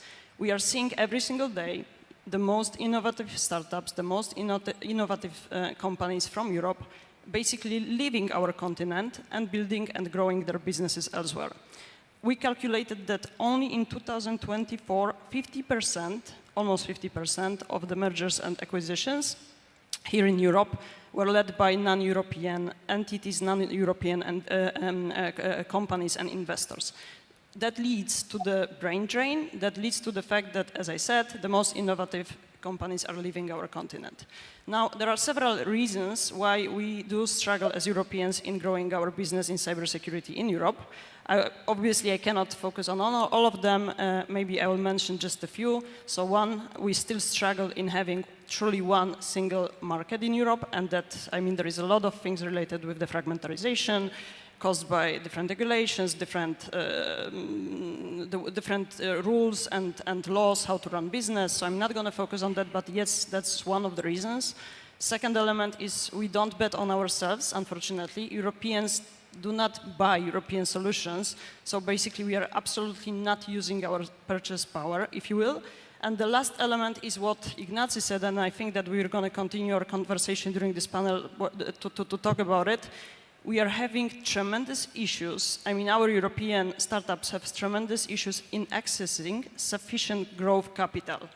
The investment gap at the level of 1.75 billion euro was calculated by EIB in 2021. By the way, thanks to EXO, because we requested for this feasibility study, and that was the gap at this level was seen in 2021. We believe that it's much higher today, and we need to do something about it. Simply because our our startups are not capable of scaling in Europe. They are not capable of going beyond the, let's say, initial phase of their development, and that is reflected by the market as such. We are unfortunately quite underdeveloped market, immature market when you look at data.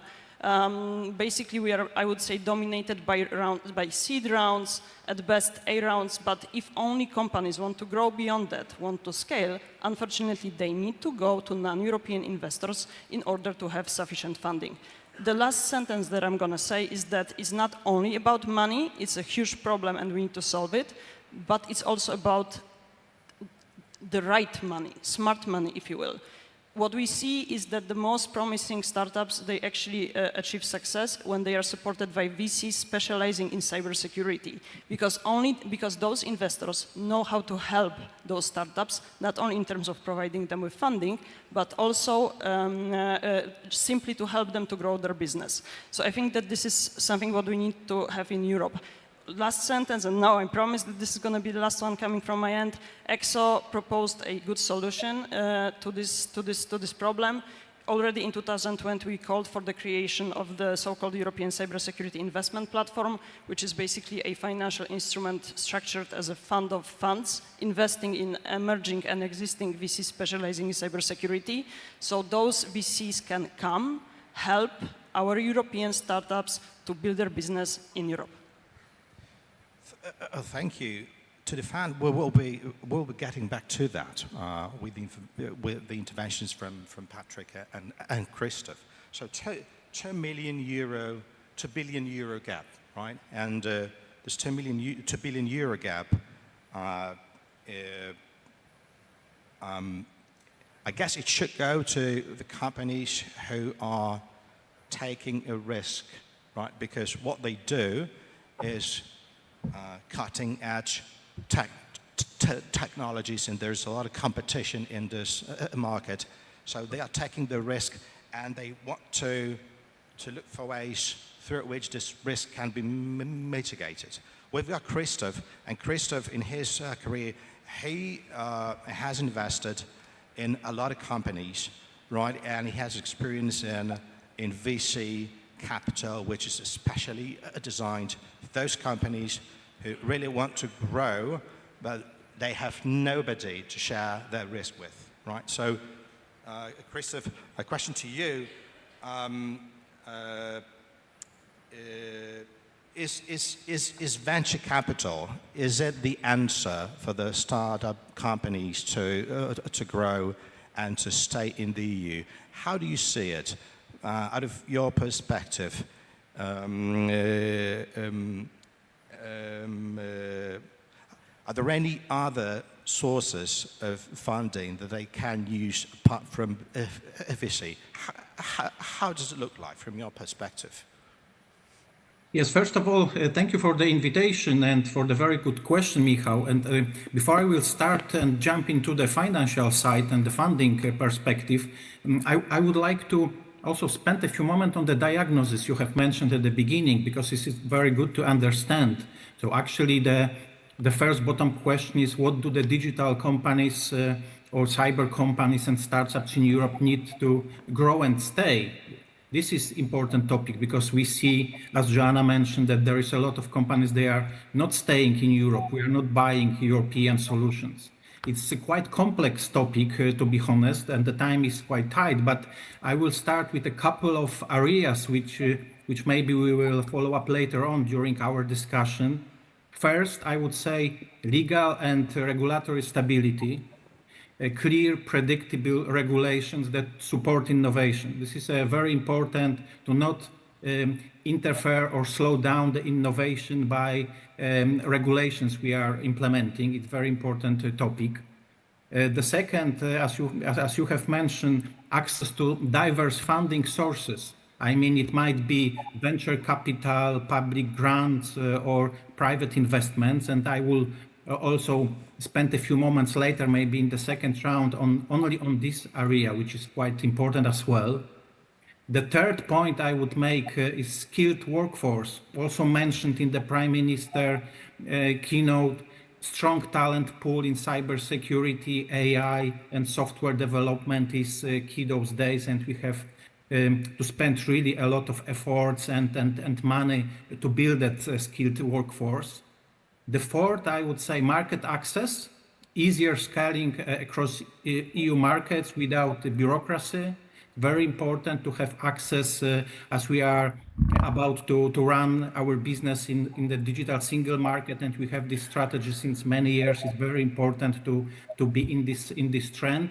And the fifth area, I would say, it's a public-private partnership. It's not new, but still, it's a very important piece of investment growing up and being in European business in the cybersecurity space, which is basically the cooperation with governments to boost innovation.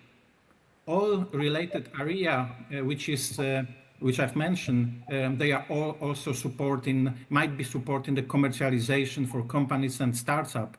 And also worth to mention is that successful commercialization is often the key for the companies, very important areas like scaling up, securing funding. The funding is extremely important, and establishing a sustainable business model. It all helps to bridge the gap mentioned between the innovation, gap in investments and the market success. So I will start with maybe those points, and later I will follow up on them. Thank you. Thank you very much. You've mentioned a lot of areas that really need to be addressed. It's a lot of them. I don't think we can address them all at the same time.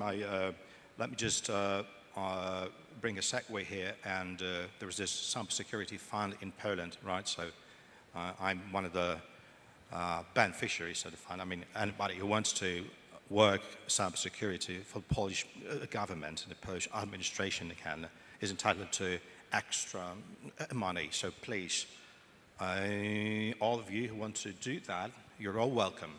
You have to pass an exam, though, but it's not very difficult. Okay, so let's go into a detail. Let me get to Patrick right now. Patrick, a question. You've been investing all your life, right? And you'll be investing, and you work for money, right? So when you invest, you look to get profit in return. And the question to you is, can investing in cybersecurity pay off? If I had $1 million at the moment, if I came to you, would you tell me to invest in cybersecurity and buy some cybersecurity stocks? Or would you rather tell me, oh, just, go and buy real estate in Warsaw? How does it look like from your perspective? Thank you very much for that question. Good morning, everyone. Hopefully you hear me well. I'm very sorry I cannot be present today in Bydgoszcz. There were some strong winds above Zurich, which did not allow me to land in Poland yesterday, but here we are. Michał, to your question, is it profitable? Could it be profitable to invest in cybersecurity companies? Allow me to even expand the question a bit further and ask whether it is profitable to invest in European innovation. Is this a credible investment target? And the answer is in the track record that we have built at EIF over the last 30 years. So EIF is a public institution. We're a subsidiary of the EIB, and our main role is to support the venture capital industry in Europe. And we do so by investing in VC funds that invest in innovative companies. When I started at EIF some 24 years ago, venture capital and the returns on venture capital, so funds investing in innovation in Europe, was a question mark. We were not sure that we would manage to generate a risk commensurate return as private investors were expecting. But eventually, over the last 20 years, Europe has made a gigantic step forward. Today, investing in innovation in Europe does pay off financially speaking. The venture capital funds that are investing in cybersecurity, in defense, in biotech, in all the fields of innovation in Europe are actually boasting financial results that are at least as attractive as the venture capital funds active in the Silicon Valley. We have made a gigantic step forward from that perspective. The big issue, and that has already been alluded to by the previous interventions, is that we're still short of funding compared to the US. Jeff Bezos, in a recent interview, has summarized it and has made it down pretty nicely. He mentioned and he compared US and Europe, and he said that Europe and US have a similarly strong banking sector, and most probably Europe is even stronger in the banking sector than the US one. But the big difference resides in the venture capital industry in the US. In the US is most probably the only country where a company, be it a cybersecurity company, with a project, an idea, not even a product which is commercialized, an entrepreneur can raise with an idea 40 or 50 million euro from one single investor in the US. This is almost impossible in Europe. We have a number and a growing number of successful VC funds, but their capitalization is not sufficient to take the risk that they're willing to take and the risk that the underlying companies are proposing to these VCs. And the reason is, and this is a fundamental difference between the US and Europe, and this is where the gap, the funding gap is coming, is that we feel a bit alone as EIF in supporting the venture capital industry. We've been doing that, as I've mentioned, for the last 30 years. We're financing funds with other national institutions, like, for instance, in Poland, BGK, PFR, and so on. But there is a very striking lack of appetite from private investors. Whereas in the US, the venture capital industry and the venture capital funds are mainly financed by pension funds, US pension funds, including European pension funds, the appetite of private investors in Europe for the venture capital industry is lagging behind the expectations. And without a wake-up call and a mobilization of all forces of pension funds, insurance companies, banking institutions, corporates active in the field, with relying only on public funding, will not be able to bridge that gap with the US. So this is for me a platform to a wake-up call for all private investors in the room and attending this conference and beyond, to actually think about the consequences of the lack of appetite for the whole European ecosystem. In absence of those private investors and strong support of private investors, we will not be able to bridge that gap. We stand ready, EIF, and Joanna has mentioned that, we stand ready together with EXO and helping actually bridging that gap. Is not a question only of financial returns, but we need more proximity between corporates, financial investors, and the VC fund managers and the underlying portfolio companies. But we stand ready, and we have a number of ideas on how we could bridge that gap, but we need this major wake-up call from the private community, private investor community in Europe. Patrick, thank you. This is where we're starting to put some flesh in the bone, right? Because right now, the second part of the panel will be talking about concrete examples of how the digital sovereignty of Europe can be really fostered. We, as regulators, we've been hearing that for a couple of years now, that we need to build stronger sovereignty, right? And there have to be some instruments and vehicles allowing us to do that. Ignacio, a question to you from your perspective, from the research you made. Can you just briefly walk us through some of the initiatives that have already been taken at the European level on how digital sovereignty is being fostered, and then we will break to Joanna and Patrick for more details on the fund that is being in the making right now, that can be a direct answer to those who look VC funding in their startup endeavor. Please, Ignacio. Thanks, Michał.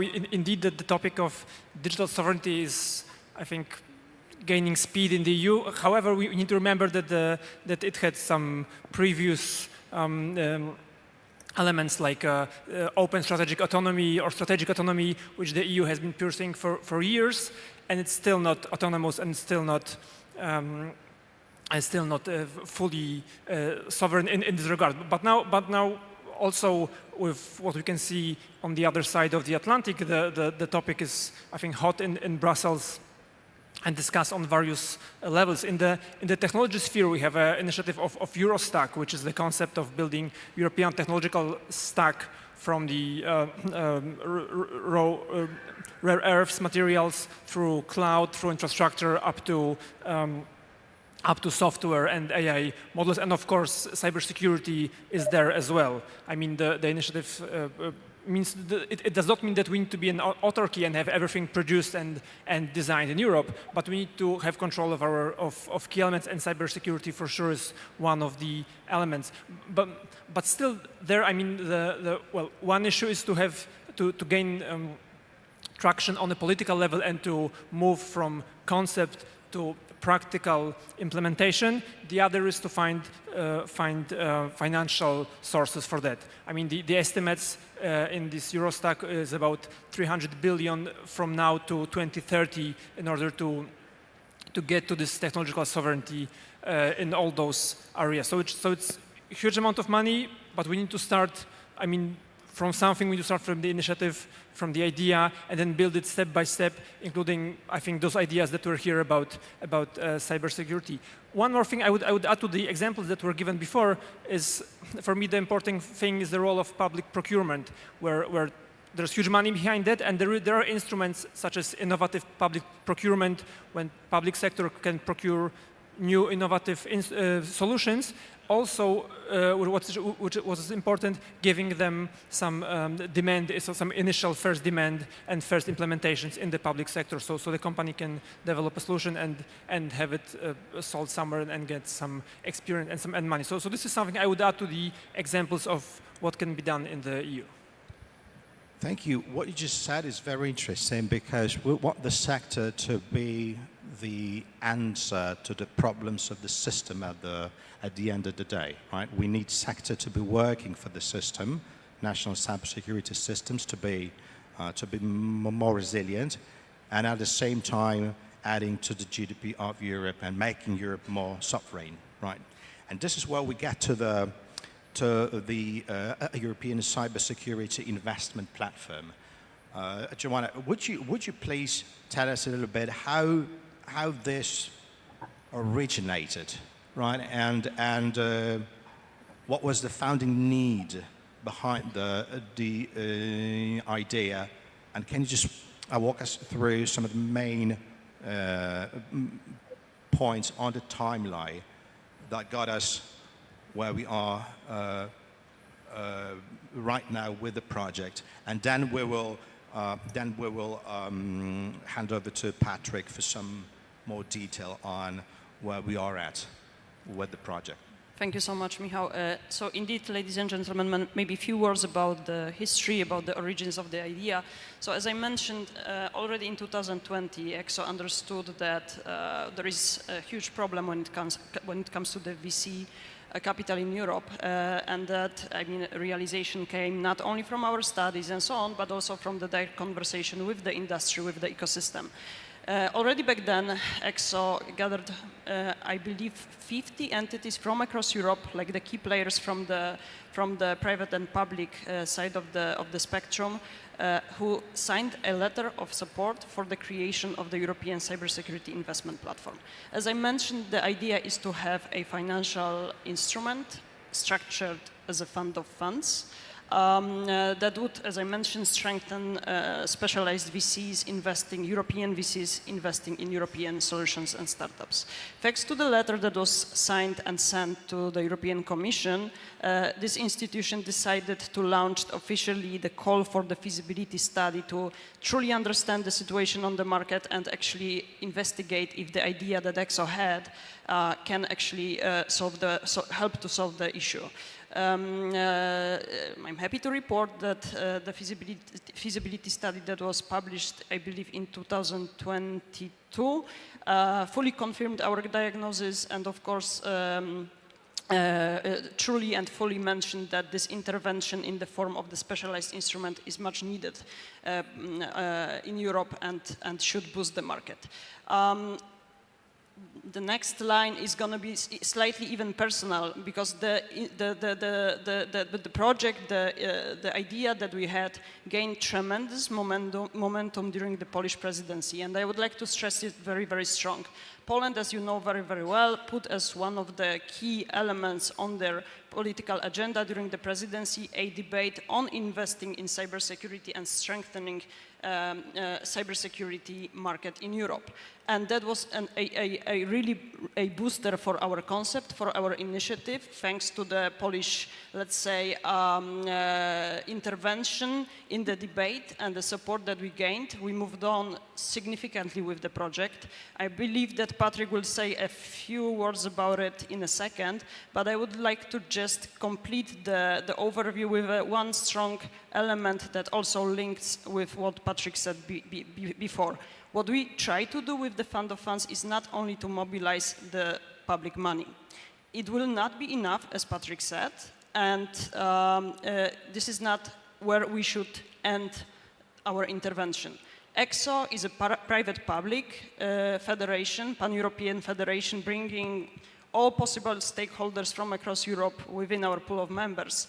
And thanks to that, we have good understanding also on how the private side of the spectrum, cybersecurity spectrum, is feeling about the investment in cybersecurity.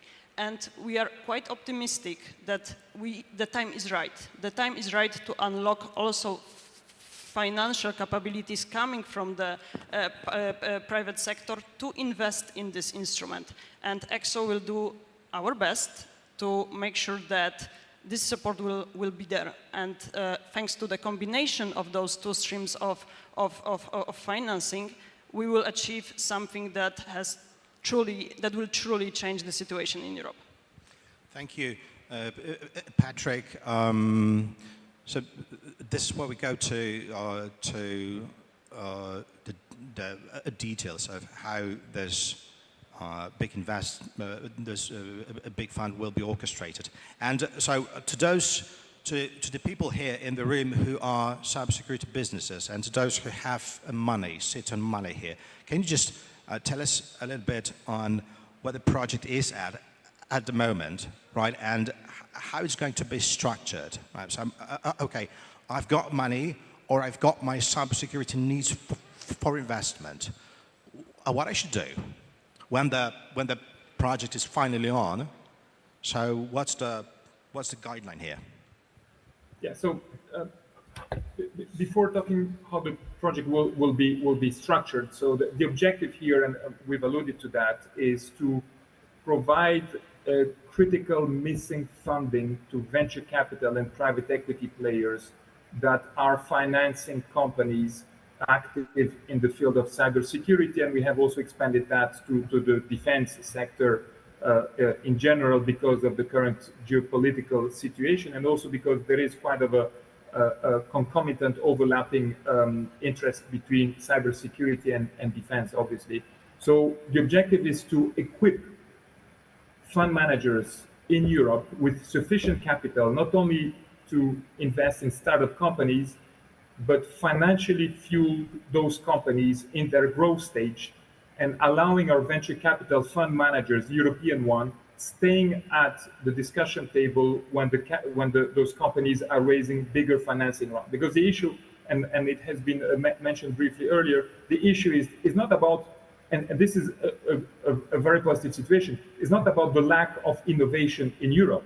We have very good innovative companies in Europe. As a matter of fact, today, and this is a trend that we have observed for the last 5 years, in Europe, we create more tech companies per year than in the US. So company creation is not a problem. Innovation, the quality of innovation is not a problem.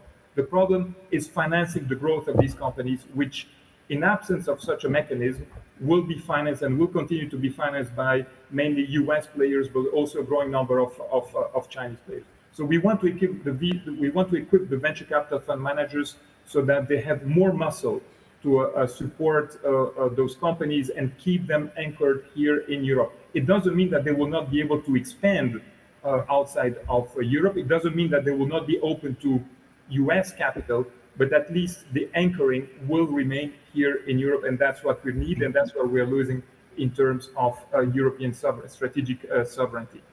So, as Joanna mentioned, this initiative aims at raising at least 1 billion euro in the first phase from member states, and we're working on that. The objective is that this investment initiative will go live in the end of Q3, beginning of Q4 this year.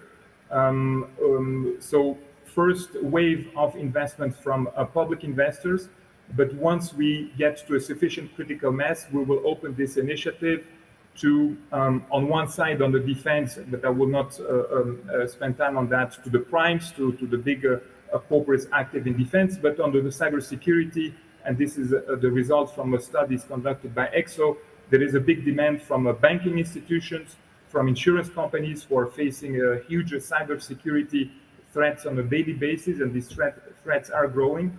And hence here, what we like to offer to these banking and insurance companies is not only a fund-of-fund structure that will be attractive from a financial perspective, but it is a platform to collaborate with VCs and above all with the underlying portfolio companies in a way that will feed into their strategic needs from a cybersecurity threat perspective. But we're not confined to bank and insurance companies. This is open to pension funds and any other institution investors who are interested to be allocated to that sector and who would like to enter into a collaborative approach with the support of EXO and EAF and the underlying European VC that will be and that are actively investing in the field.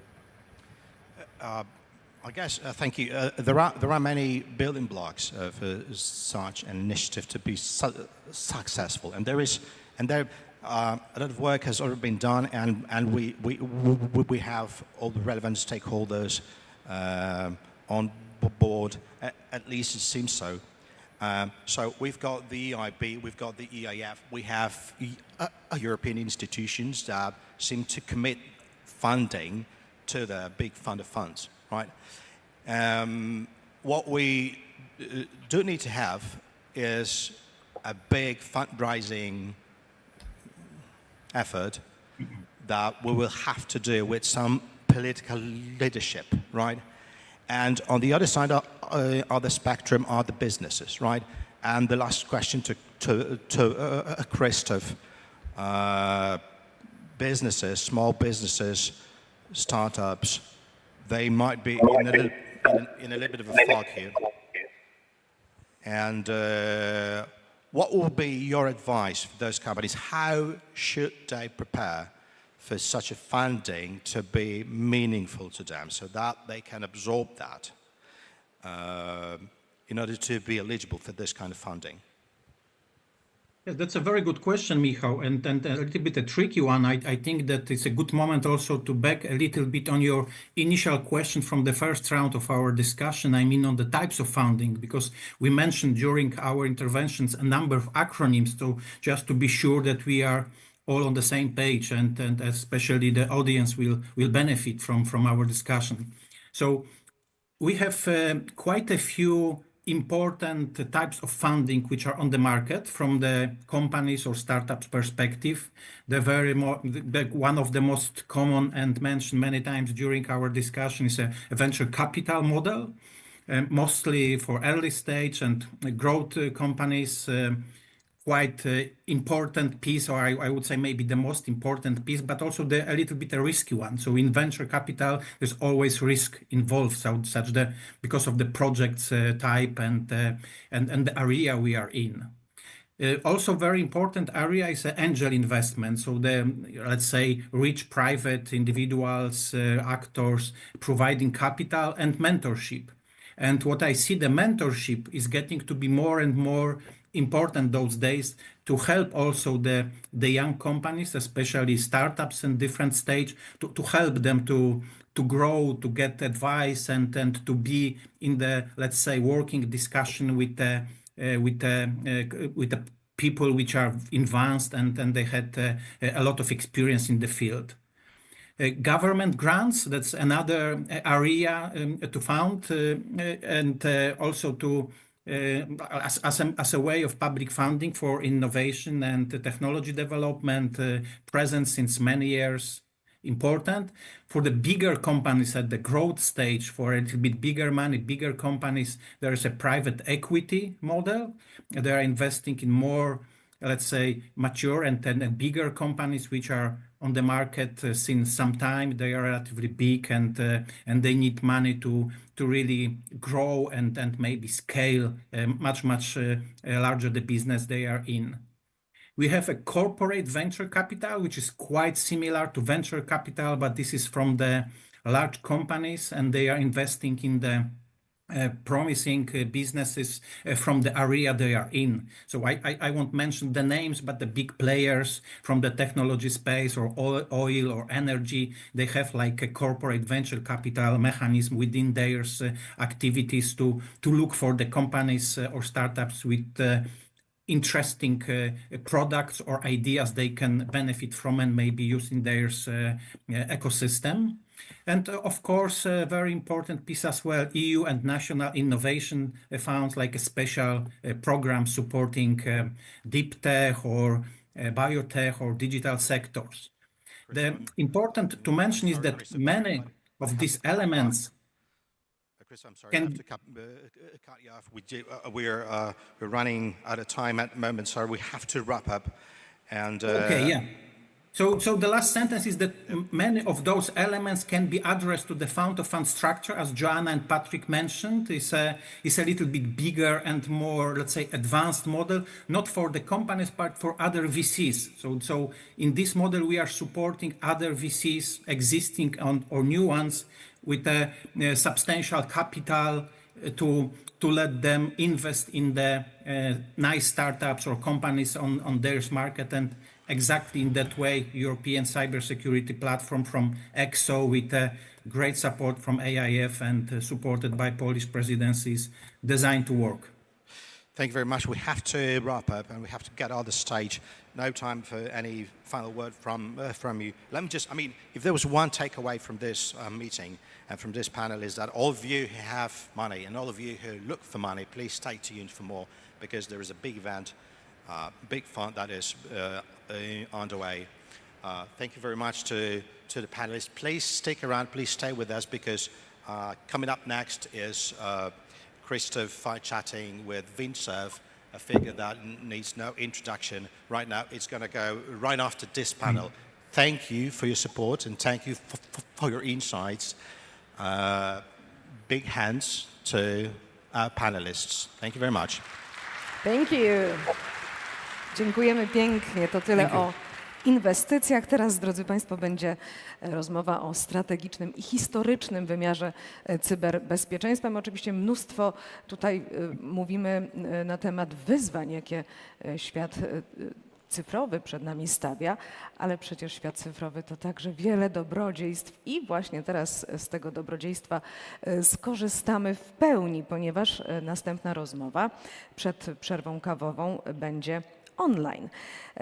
Mam zaszczyt gościć pioniera internetu, doktora Wintona Cerfa, z którym rozmowę przeprowadzi znany już Państwu Krzysztof Schubert. Dodam, że dr Cerf podzieli się z nami unikalnymi spostrzeżeniami na temat ewolucji internetu i jej implikacji dla cyberbezpieczeństwa. Serdecznie zapraszam na tę rozmowę. Mam nadzieję, że mamy już połączenie. Please welcome Dr. Cerf and Mr. Schubert. Mamy. Witam serdecznie. Good morning, Vint. First, I will check if you hear us well and clearly.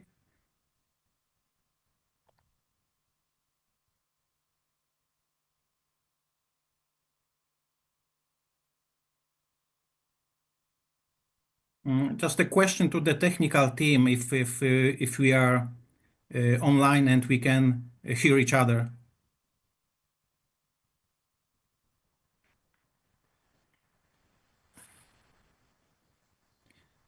Vin, do you hear me?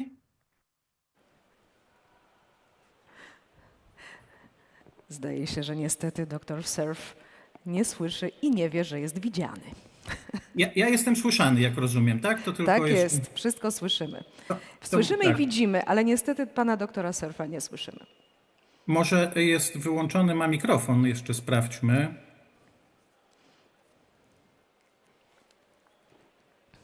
Czy możemy prosić o pomoc techniczną? Mamy nadzieję, że za moment uda się przezwyciężyć te problemy. Technologia bywa zawodna, miejmy nadzieję, że człowiek nigdy. Tak, no właśnie, zaraz.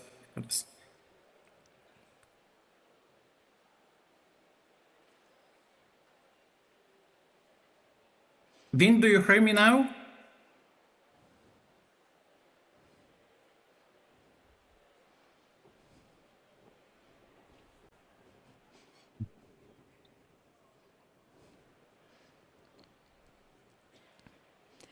Obawiam się, że dr Surf nie słyszy mnie również, więc niestety komunikacja jest utrudniona. Już zaraz spróbujemy jeszcze wywołać mailem. Ja spróbuję szybko. Good afternoon. O! Oh, finally, so we have you, Vint, finally on stage. I'm sorry if I panicked you. I was off doing some email while I was waiting, and I didn't have the audio turned on. Anyway, glad to be with you. Okay, so Vint, so such the time is quite tight.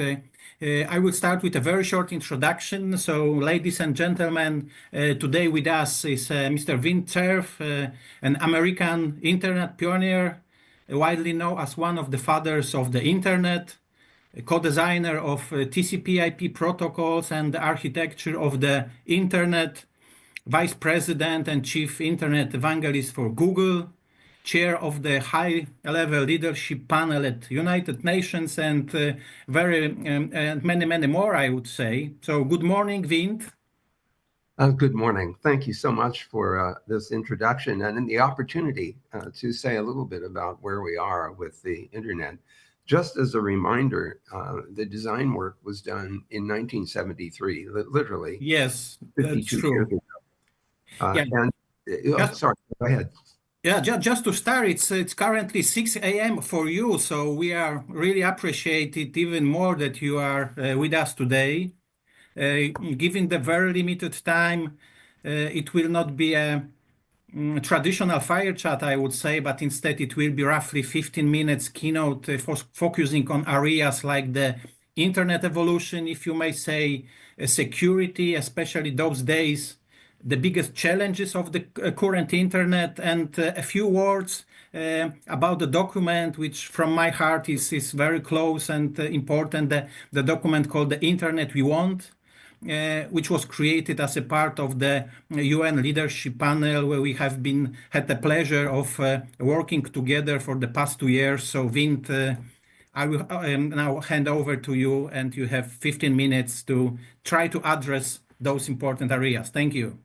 Thank you so much, Christoph. This challenge is like the final exam in the physics class that says, describe the universe in 25 words or less and give 3 examples. So I will do the best I can. The internet has grown since its inception by somewhere between 6 and 7 orders of magnitude by any reasonable metric in terms of capacity, the number of devices, the number of people, and the applications certainly have grown dramatically. And they literally are in the millions when you look at the various possibilities on mobile smartphones.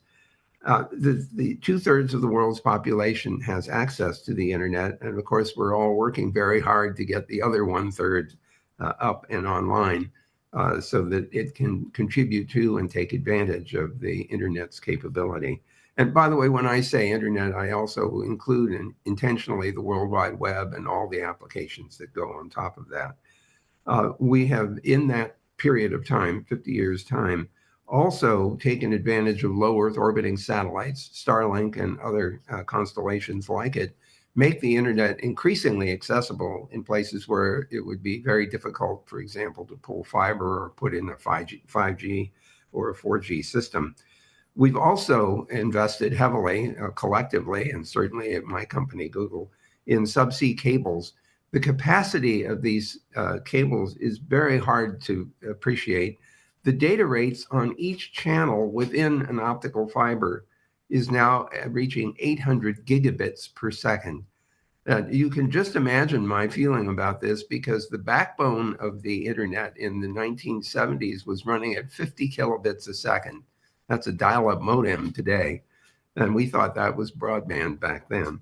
So 800 gigabits a second is just an unbelievably large number. And of course, every fiber has multiple channels, so you can do the math. We've also introduced, as many of you know, 5G and now 6G coming to make wireless access to the internet more readily available. And of course, Wi-Fi has evolved out of the original cable-based Ethernet design. So we have all of those new modalities for getting access to and using the internet. On top of all of that, we have available what we are doing right this moment: real-time audio, real-time video, and real-time data. So those of you who use mobiles, for example, to do turn-by-turn navigating, are literally getting real-time information about the GPS location, where you are, where the next turn is, and a timed announcement to tell you when to make the turn. I mean, just think a little bit about what it takes to make that work. And I hope, like me, your jaw will drop. So these are all normal capabilities of today's 2025 internet.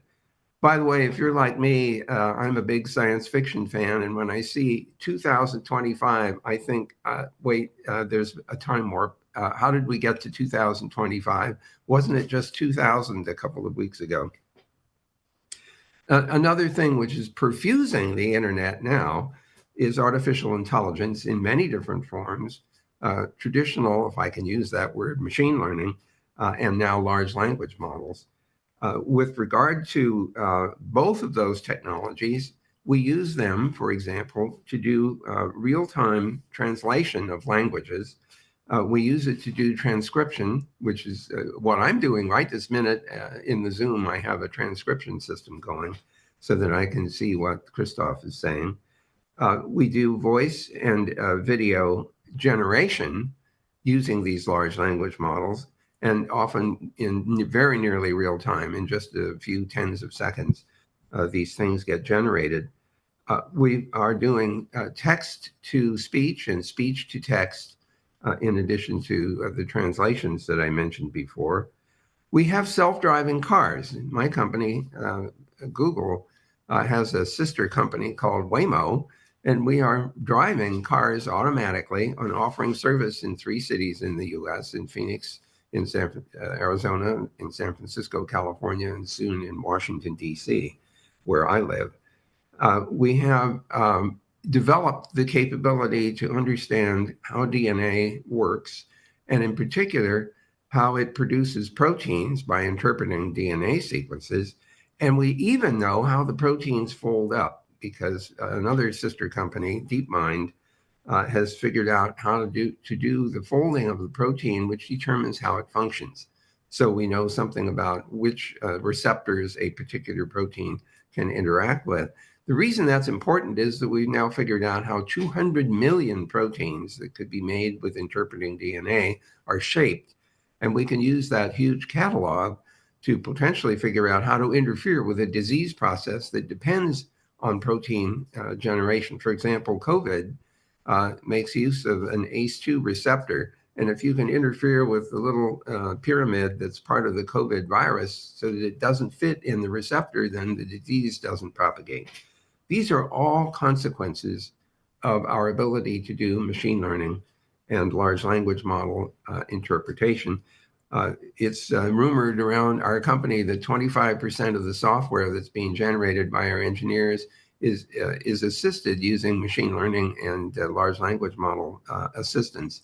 And of course, we can anticipate that increasing over time. Christoph asked me to mention something about security. And I must say that when we first started doing the internet, even though it was funded by the Defense Department, there wasn't very much security implemented in the system. This is only partly true because in 1975, I started working with our National Security Agency on the design of a secured internet that made use of military quality link cryptography and the invention of packet cryptography, which took a fair amount of work because you have to be able to figure out how to decrypt a packet that arrived out of order. This is not a trivial exercise.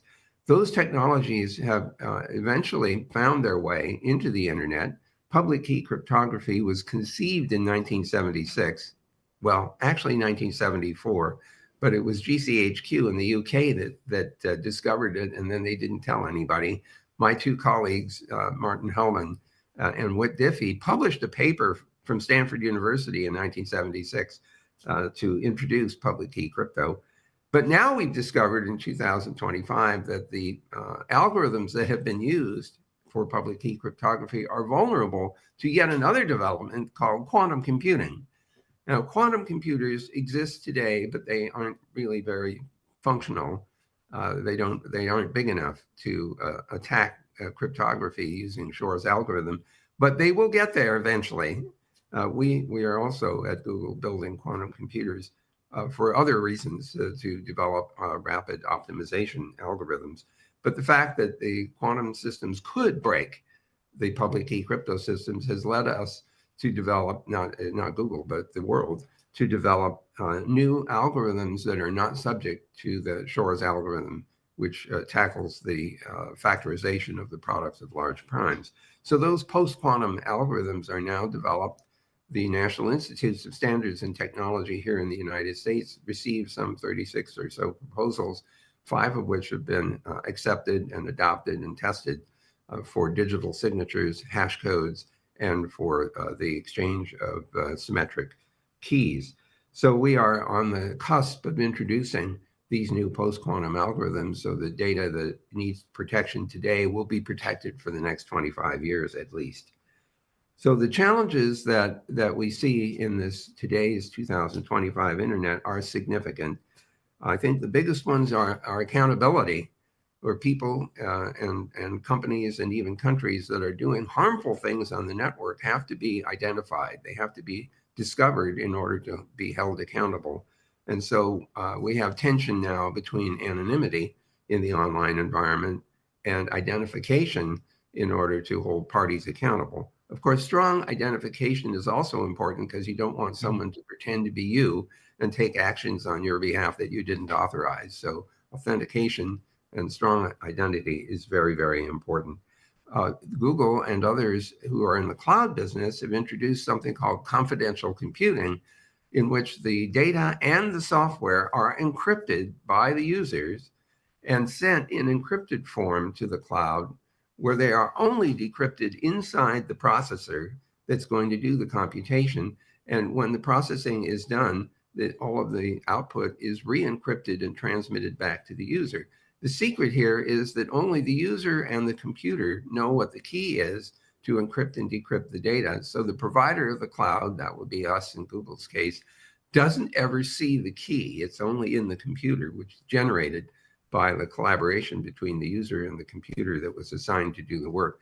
So confidential computing is allowing people to do execution of software literally anywhere in our system without any exposure at all. And I think that's becoming a very important notion for a lot of computation that deals with proprietary information.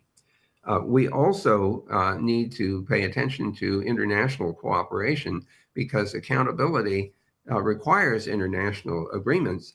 If there's a party in one jurisdiction that's harming others and the victim is in a different jurisdiction, those two jurisdictions need to cooperate in order to hold the appropriate party accountable. And so an example of a framework for that is called the Global Digital Compact, developed as part of the Summit of the Future at the United Nations.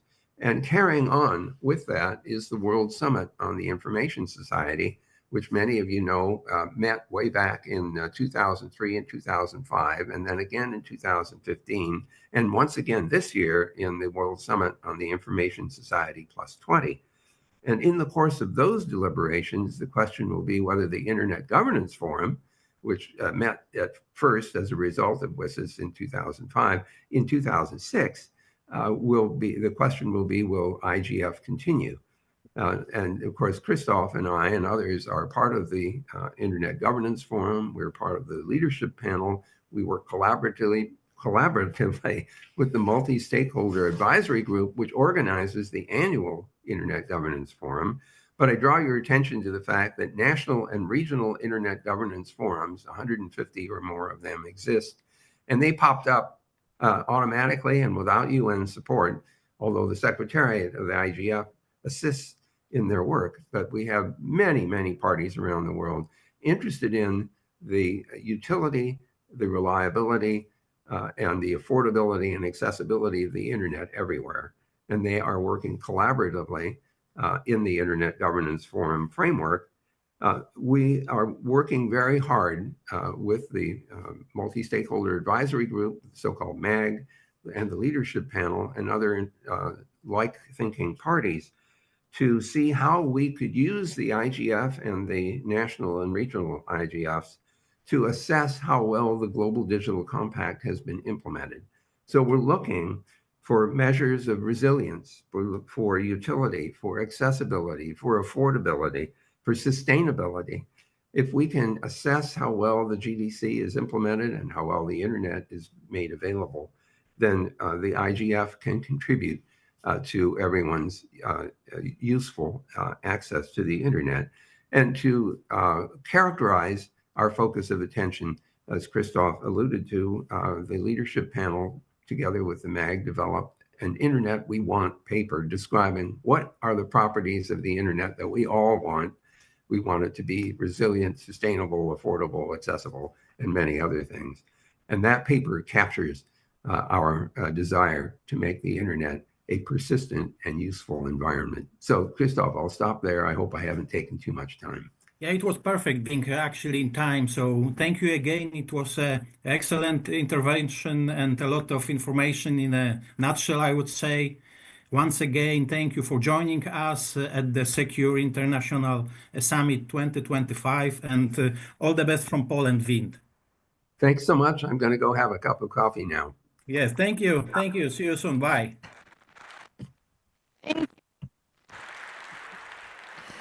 Dziękujemy pięknie za tę rozmowę. Dziękujemy serdecznie doktorowi Serfowi i panu Schubertowi. Szanowni Państwo, przed nami przerwa kawowa. Ona potrwa 20 minut. Spotykamy się za 20 minut w tym samym miejscu. Zaczniemy kolejną część naszej konferencji od prezentacji zapowiadanego wcześniej raportu Przed Polska. We have a coffee break now. Let's meet again in 20 minutes. Dziękuję pięknie i do zobaczenia.